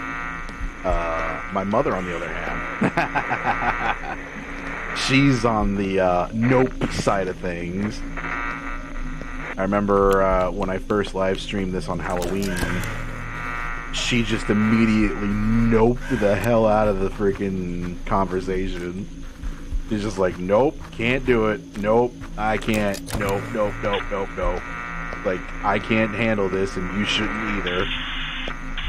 Like, anything that has to do with the supernatural or you know, ghosts or anything like that, she is absolutely against.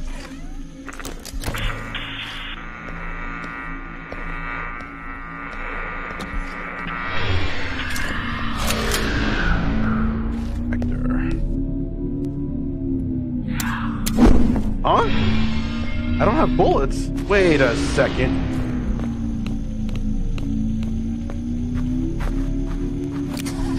No, no, no, no, no. Damn it. That's not good. That's really not good, actually. How do I not have bullets?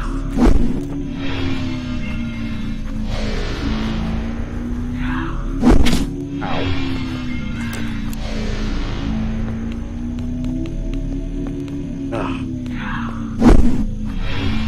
I guess I'll just have to escape for now.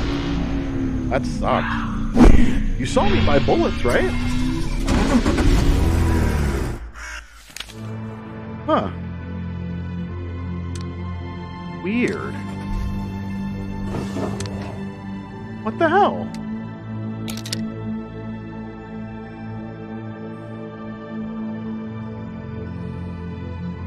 Ugh. Okay. Whatever. They were in my truck, but I can't access my truck when I'm in a battle, now can I?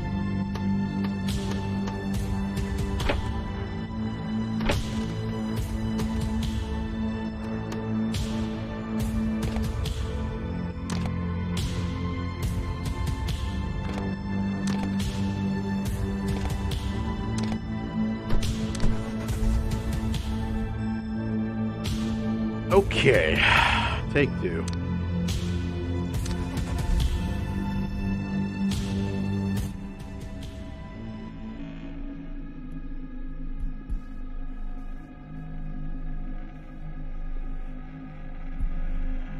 I always find it funny how every time there's a picture of the house, there's a hanged man right there on the branch. How the hell did he get up there? That's a pretty high up branch.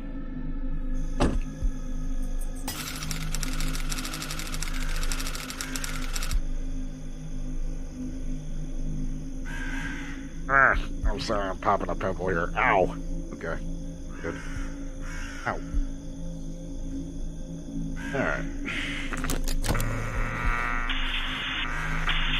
Back to our regularly scheduled ghost hunt.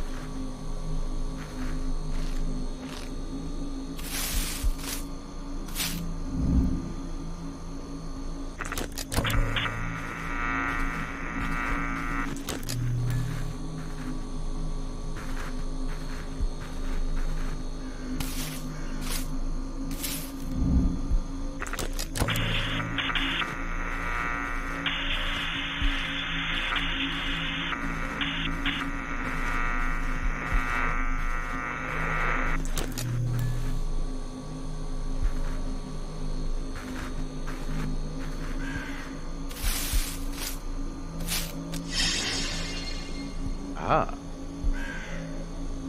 What's your next equipment focus? Medical? Yeah, I'll probably upgrade to a bigger med kit.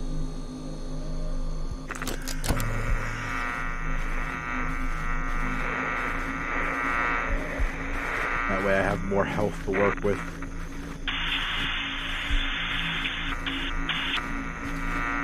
And once I get a bigger med kit, I'll probably invest $200 to the gun guy, to the gun store owner, and then work my way up to getting a better shotgun. More health is good health. Yeah.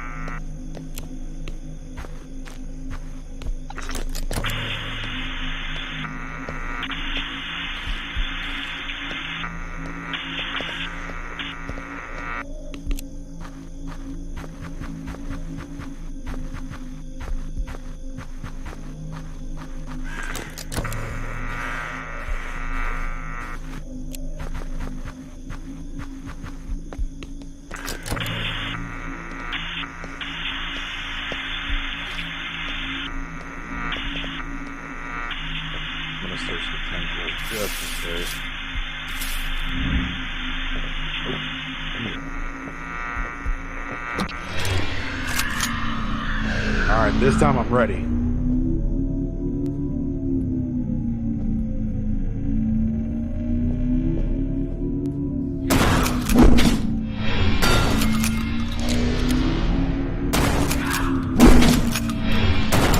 Son of a bitch.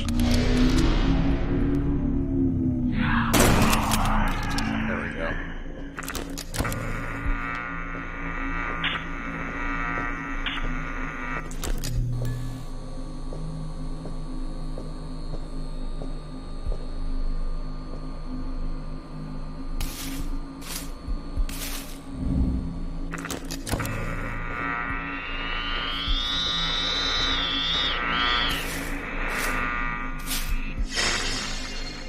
More spectroplasm. Yay.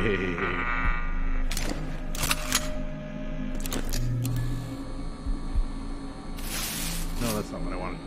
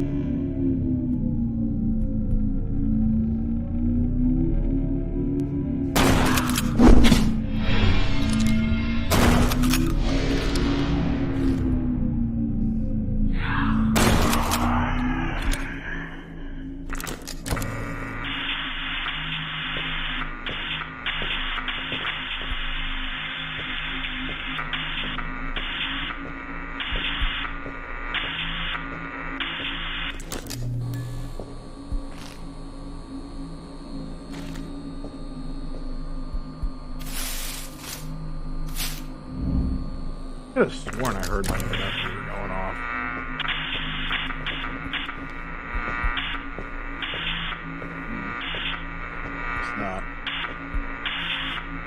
There's a lot of tendrils, though. I might need to get a thermal scanner or something. Hide.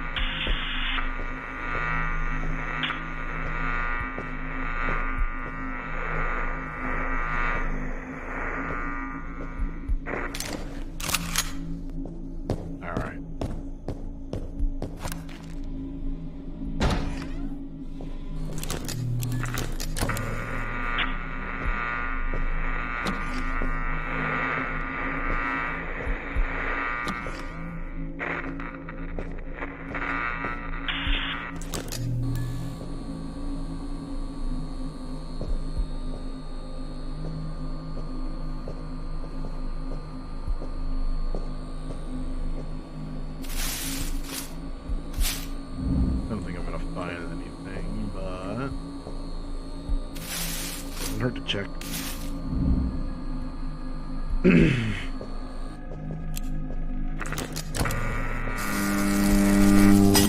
Shit.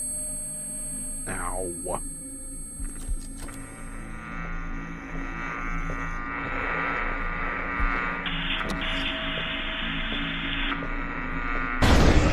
There we go. Megalopede to the rescue. Come here, meat. There we go.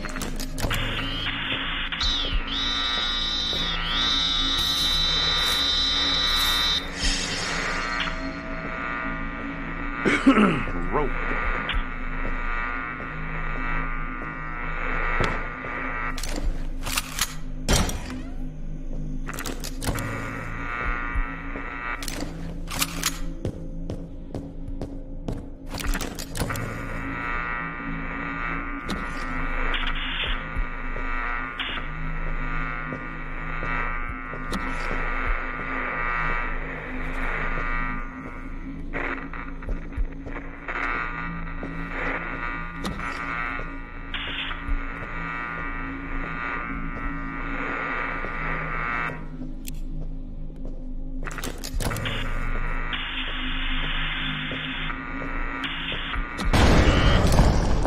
Megalopede. Yeah.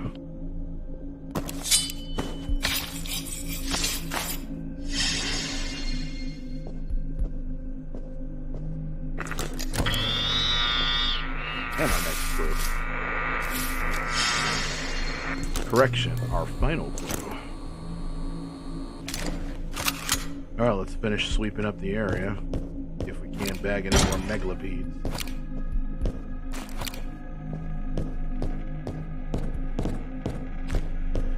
Yep, that's it. Alright.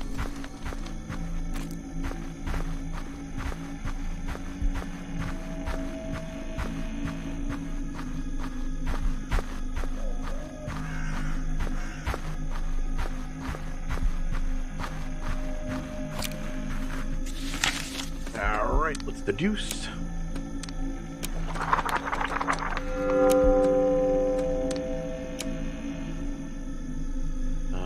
Ectoplasm. Very simple combination here.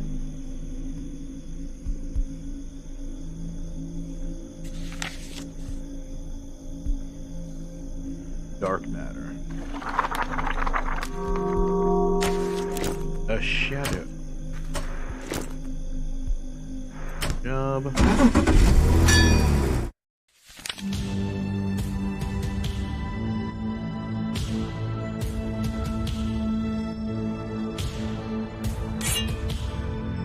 Alright. Managed to find any evidence signs for me? Yeah, I got some, but it wasn't easy. Great. I just need to cross-reference those with the giant pile of newspapers from 76, and I should get some answers. So, what do you want to ask me? So I woke up with no memory of who I was or what I had to happen. Interesting.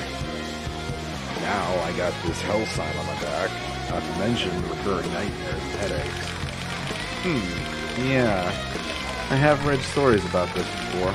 I'll be honest. It could be from a number of things, from cursed brands to alternate dimensional snapback, but my best guess would be an altercation with a powerful poltergeist. I would have to do some more research, though, to find out for sure. So, you're saying I fought a poltergeist? Look, I really can't be sure without studying you a little further. But I get the feeling helping you find your answers will help me figure out what's going on here. So, I'll help you out. Sounds fair. Thanks. No, thank you just yet. Lefty mentioned you helped a couple of rookie hunters to deduct a poltergeist identity, and I need you to do something similar. Yeah, sure, why not? Thanks. When you manage to deduct a poltergeist, identity, come find me. I'll be right here, burying vials. Let's trade. Go.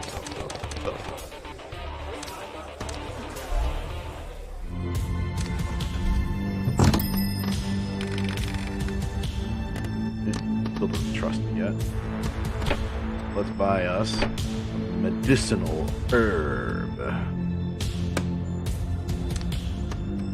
Remember, kids, winners don't do drugs. Unless it's sports, then they do all the drugs.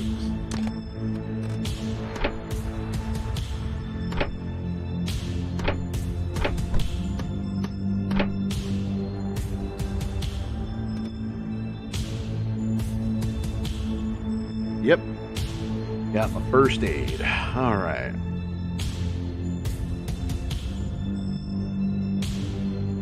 By the way, I tried using the Dead Man's Map.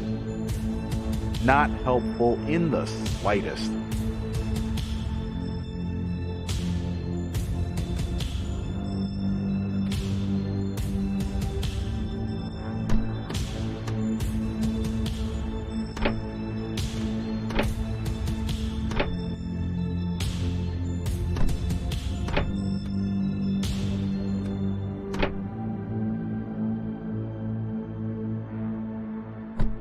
It sounded possibly helpful. Yeah, no, all it does is it points out like certain areas in the map that could be clues, but you have to triangulate the position of the map yourself, which was kind of difficult considering that it's an isometric perspective, but the map shows a right angular perspective of north, south, east, and west.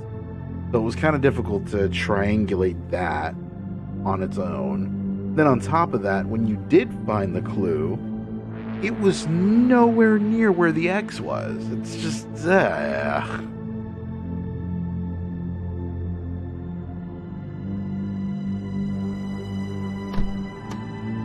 And no, you don't really hear any spooky sounds at all. You just open up the map, and the map's just like, hey, here's some X's.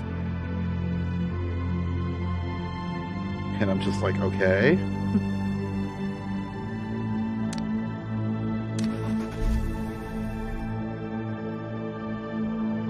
This means what to me? Yeah, it was horribly unhelpful at all. Oh, on the shotgun mic. I think for now I'm gonna avoid the shotgun mic until I'm probably going to get a parabolic microphone later on, but for now I think I'm going to avoid the shotgun mic.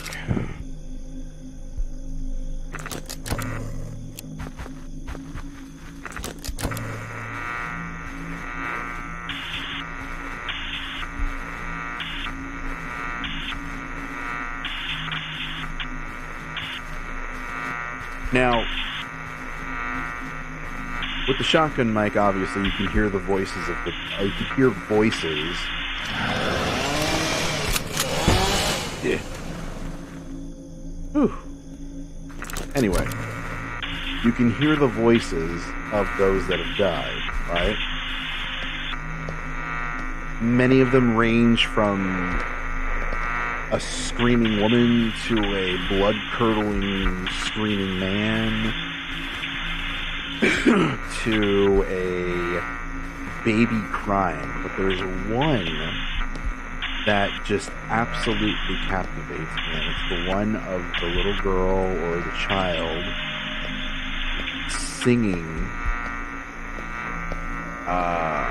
what sounds like Twinkle Twinkle Little Star. It's a bit unnerving, but for some reason, for me, I find it soothing in a way. It's so weird, because, like, I find it soothing, but, like, also saddening and depressing. Because usually you hear, like, yelling and screaming, which signifies that it was a horrible, violent death. A very frightening death.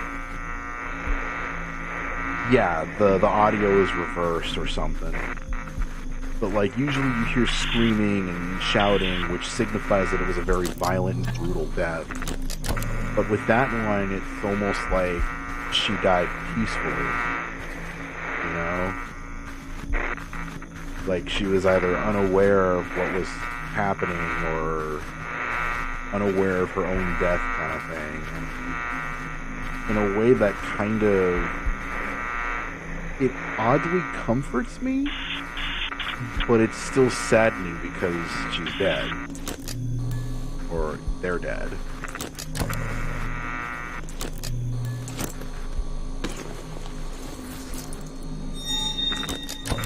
I don't know. I think too deeply sometimes when I play video games.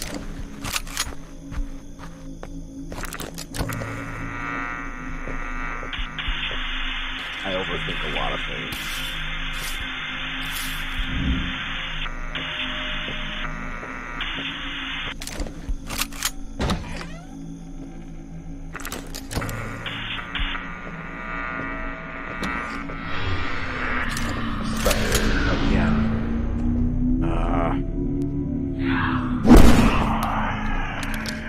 One shot at that time.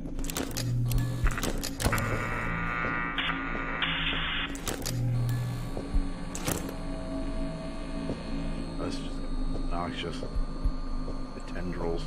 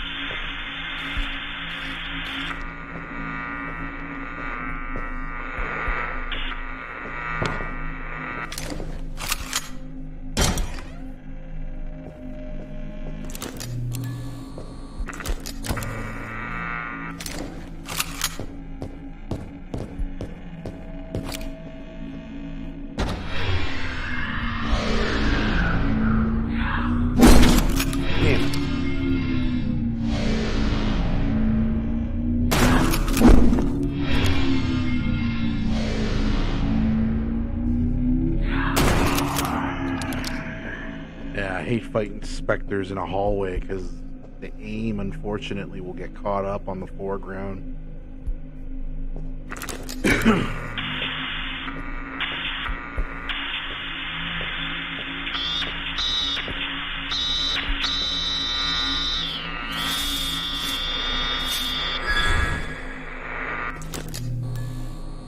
I'm curious. Nope. Never mind.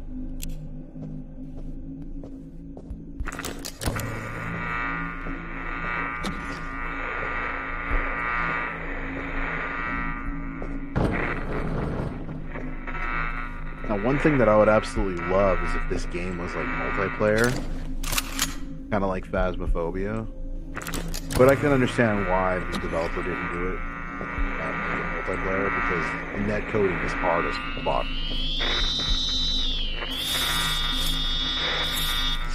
But it would be cool to see, like, to play this game, like, play it with a friend. Have like a team of hunters go in and fight a poltergeist. That'd be neat.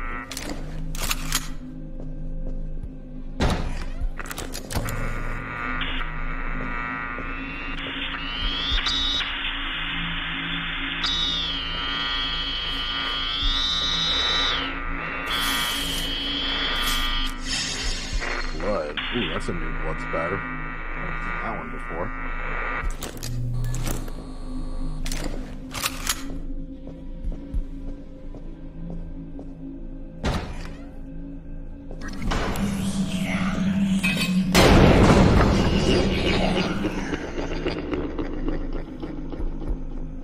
Don't know what you're laughing at, you still missed.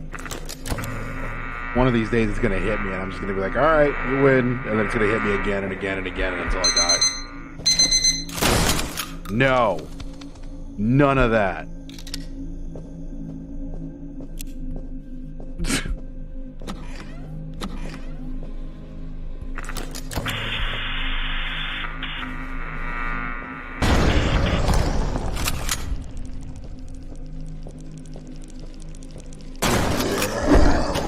Oh! Ah.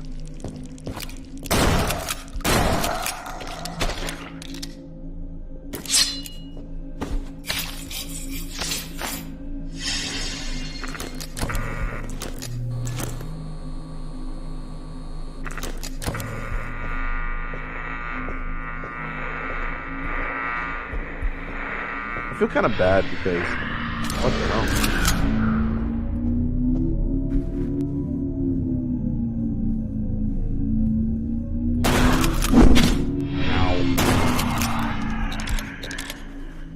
I feel kind of bad because I first started playing Phasmophobia and I absolutely loved playing that game, and then like unfortunately after like playing it so many times I kind of burnt myself out on it. Also, I kind of got over it. Like I still love playing the game, but it's like after you figure out like the behavior of the ghost and how to best tackle like, you know, certain situations and get like certain clues, it gets boring after a while. Like you get too good. Like there was one time me and my friends we did a ghost hunt, and it was an amateur because all we had was amateur. And we were able to figure out what kind of ghost was haunting the house within the 5-minute grace period. Like we had like a minute and a half left before the ghost would be able to hunt. Wait, why am I looking for clues? We already got all the clues. So yeah, like we got so good that we actually figured out what the ghost was within the 5-minute mark. We just got too good at the game, and it was like it kind of made it boring after a while. Granted, playing the bigger maps still offers like some interesting excitement, because the bigger the map, the longer it takes to find the ghost, and then you know, the ghost will start hunting you and stuff. while you're searching. But it's just we just got too good at the game, and plus it doesn't help that we're cautious people, right? We don't like to tempt fate. So it's like, hey, we got all 3 goats, let's get out of here. Meanwhile, every other YouTuber and Twitch streamer is like, let's dip our nuts in honey and oats and teabag the ghost in the face while we try and get it to write in this book, even though we have all 3 evidence pieces.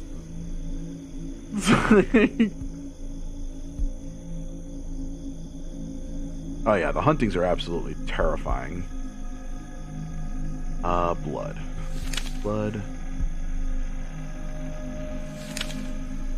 Lean slice.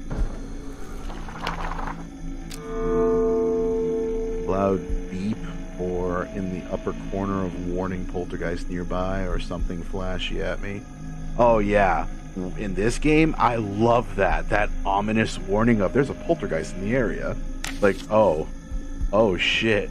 Reminds me of the time when I used to play my cousin's Nintendo game of Nightmare on Elm Street, and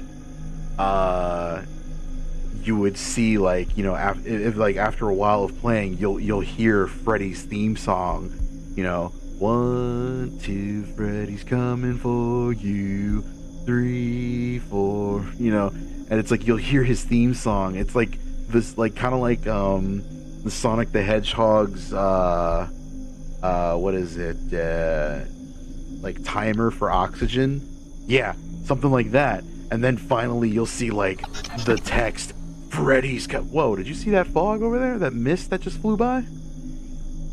That was pretty neat. But then, like, you'll see, like, all of a sudden the letters pop up, Freddy's coming, and it was so ominous. I loved it. It scared the shit out of me. Just like the phone making that doo-doo-doo-doo-doo-doo noise every time it, like, lost the call or lost the signal or something. Spoken like a true douche tuber. Yeah, the whole dipping my nuts in honey and oats to try and get the ghost to write in the book, even though we have all 3 evidence pieces.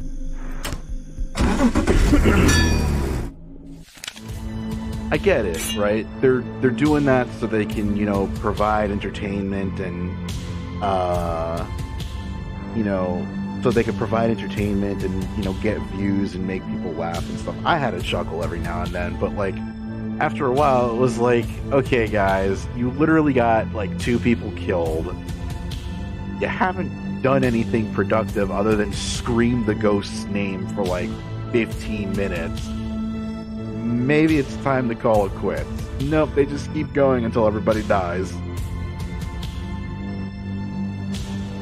It's just,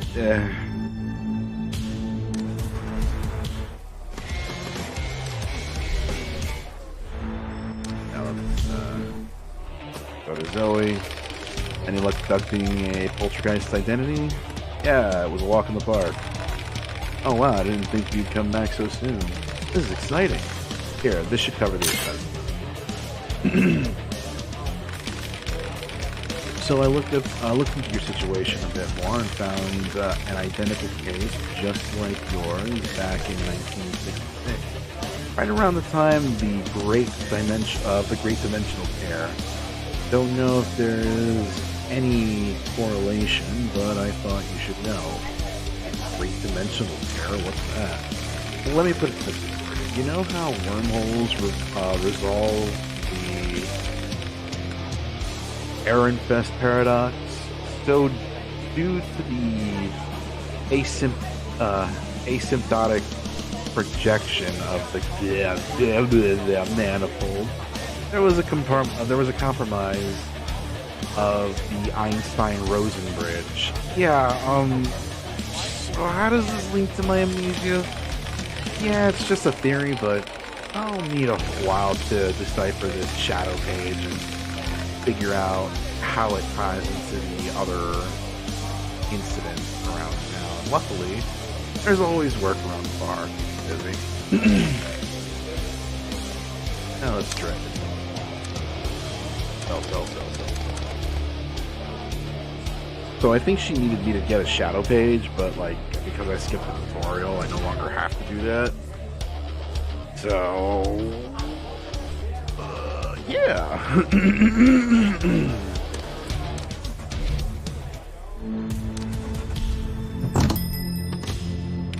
Still don't trust me, huh? I have some questions for you. What's up with your out-of-stock items? What did you say your name was again? Insufficient reputation. Ah, fuck off.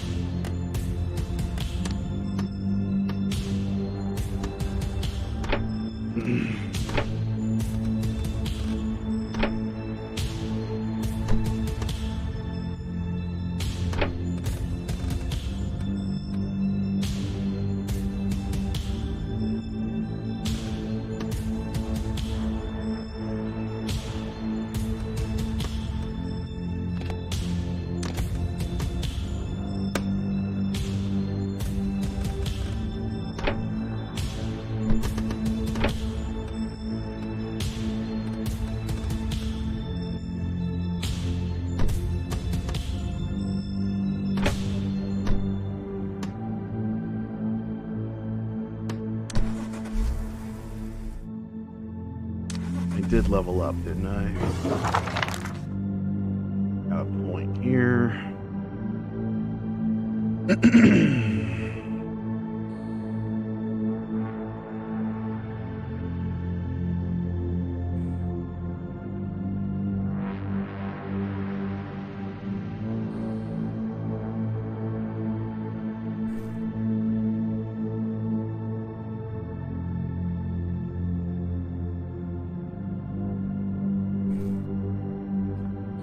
I'll do artifacts specialist for now, or I can reap the benefits of having more accuracy and a higher chance to evade. A critical hit chance for all guns.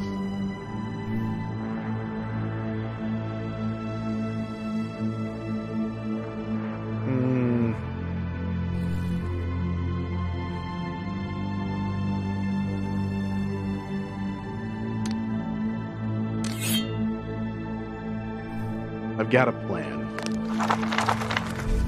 Not a good plan, but it's a plan.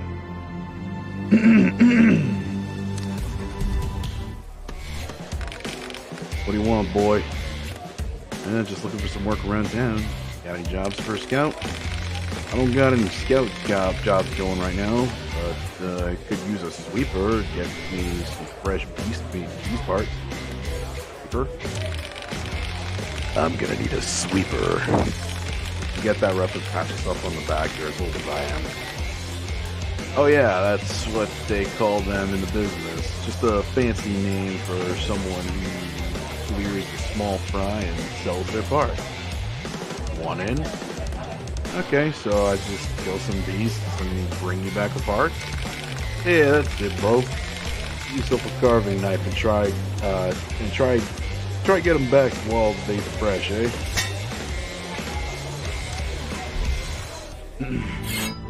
Alright. Let's do some sweeping jobs.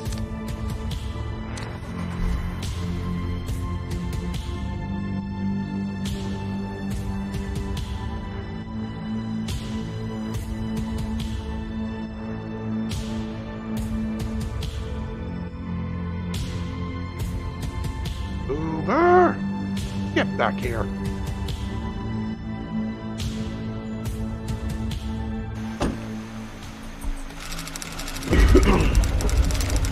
Those sweeping jobs. Pretty much sweep and clear.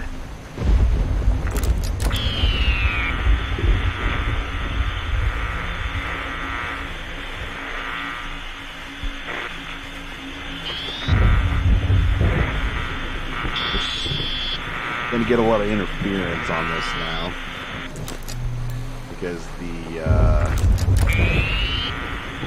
interference levels are too high, but you can still get some positive signals.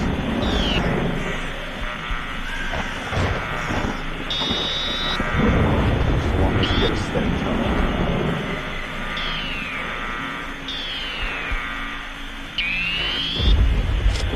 Yeah, hello.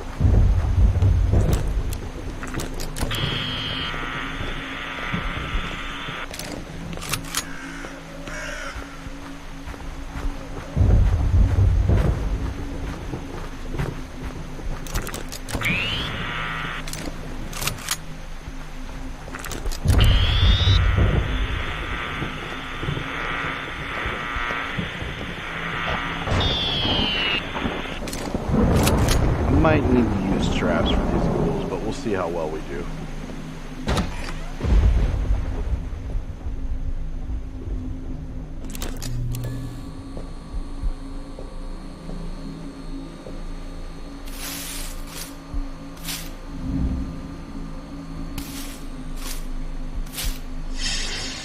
Ah, testing fruit.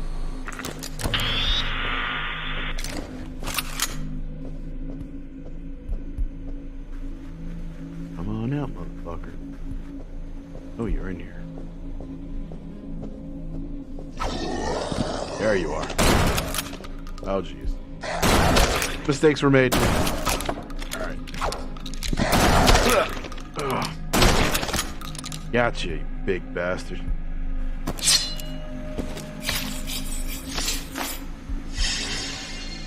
Fish.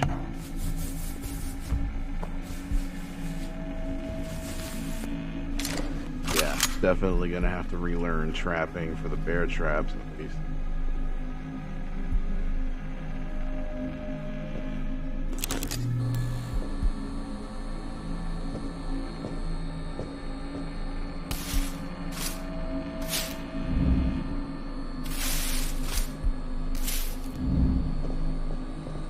My character was frozen in place.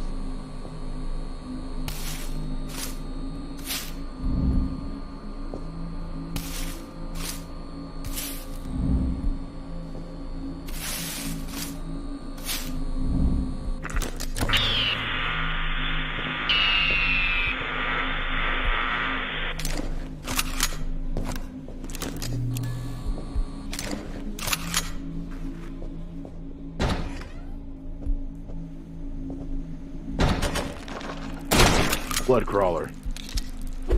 Oh shit, there's two of them.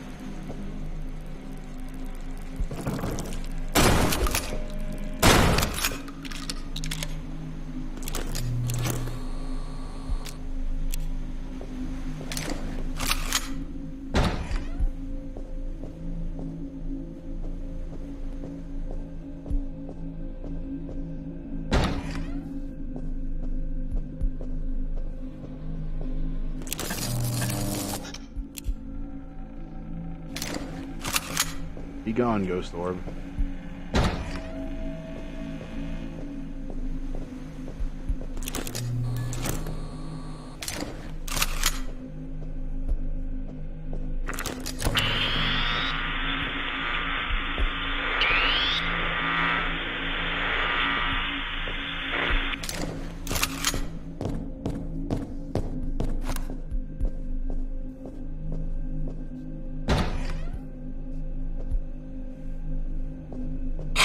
Oh, jeez, the spiders.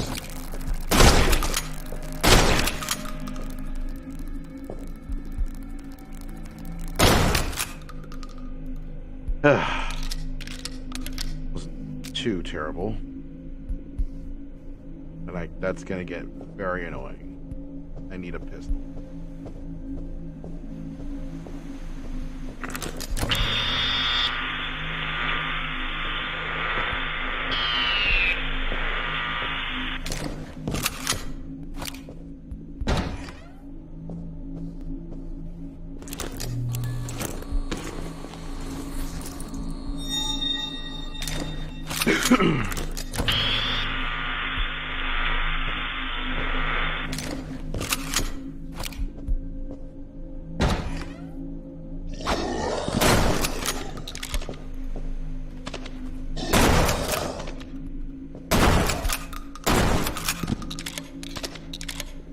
I'm sorry, did he just jump into the next room? What the? Okay, ghoul. You're already difficult enough as is. Last thing we need is teleportation.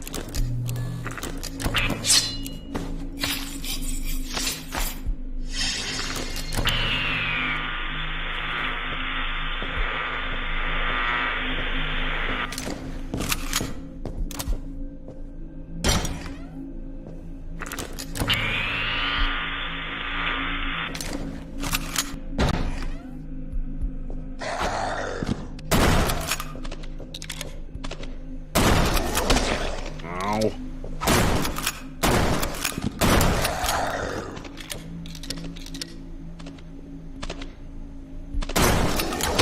fuck.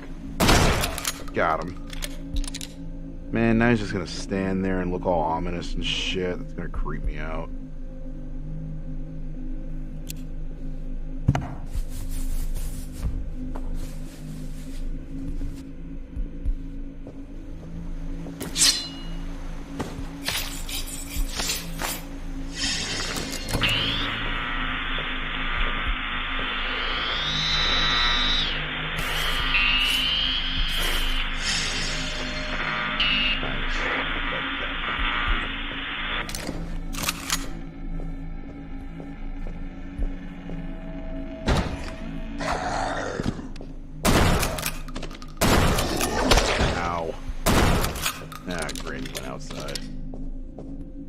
On back.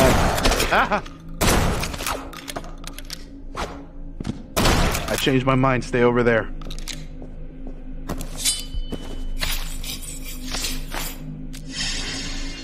Ugh.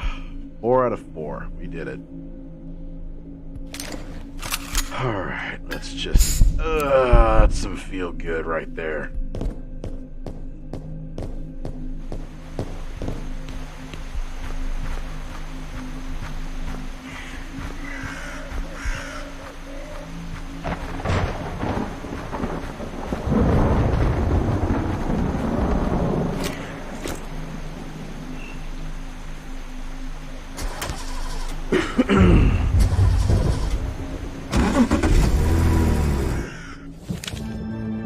Alright. $145. Head over to the bar. Hey bro, killed any ghouls yet? Yeah, I got the ghoul parts. Stink. Thanks for the meat, bro. Looks super fresh as hell. This will make a great ornament on the gift shop. Eat me something. Let's try.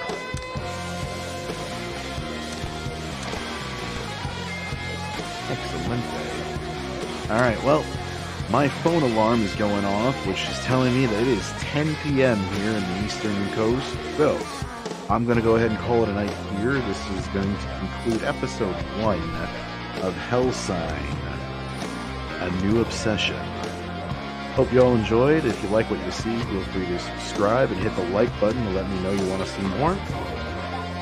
And if you like what you saw, please feel free to support me on Ko-Fi, or Ko-Fi, Coffee, Ko-Fei. Link in the description. Thank you all so much for watching, especially those who stuck around, Killinov. And thank you again, Killinov, for the donation. I appreciate the support. As always, I'm your humble host, Raven 800, and I hope you'll have yourselves a good night, a good morning. Please do take care of yourselves, and I hope to see you all on the next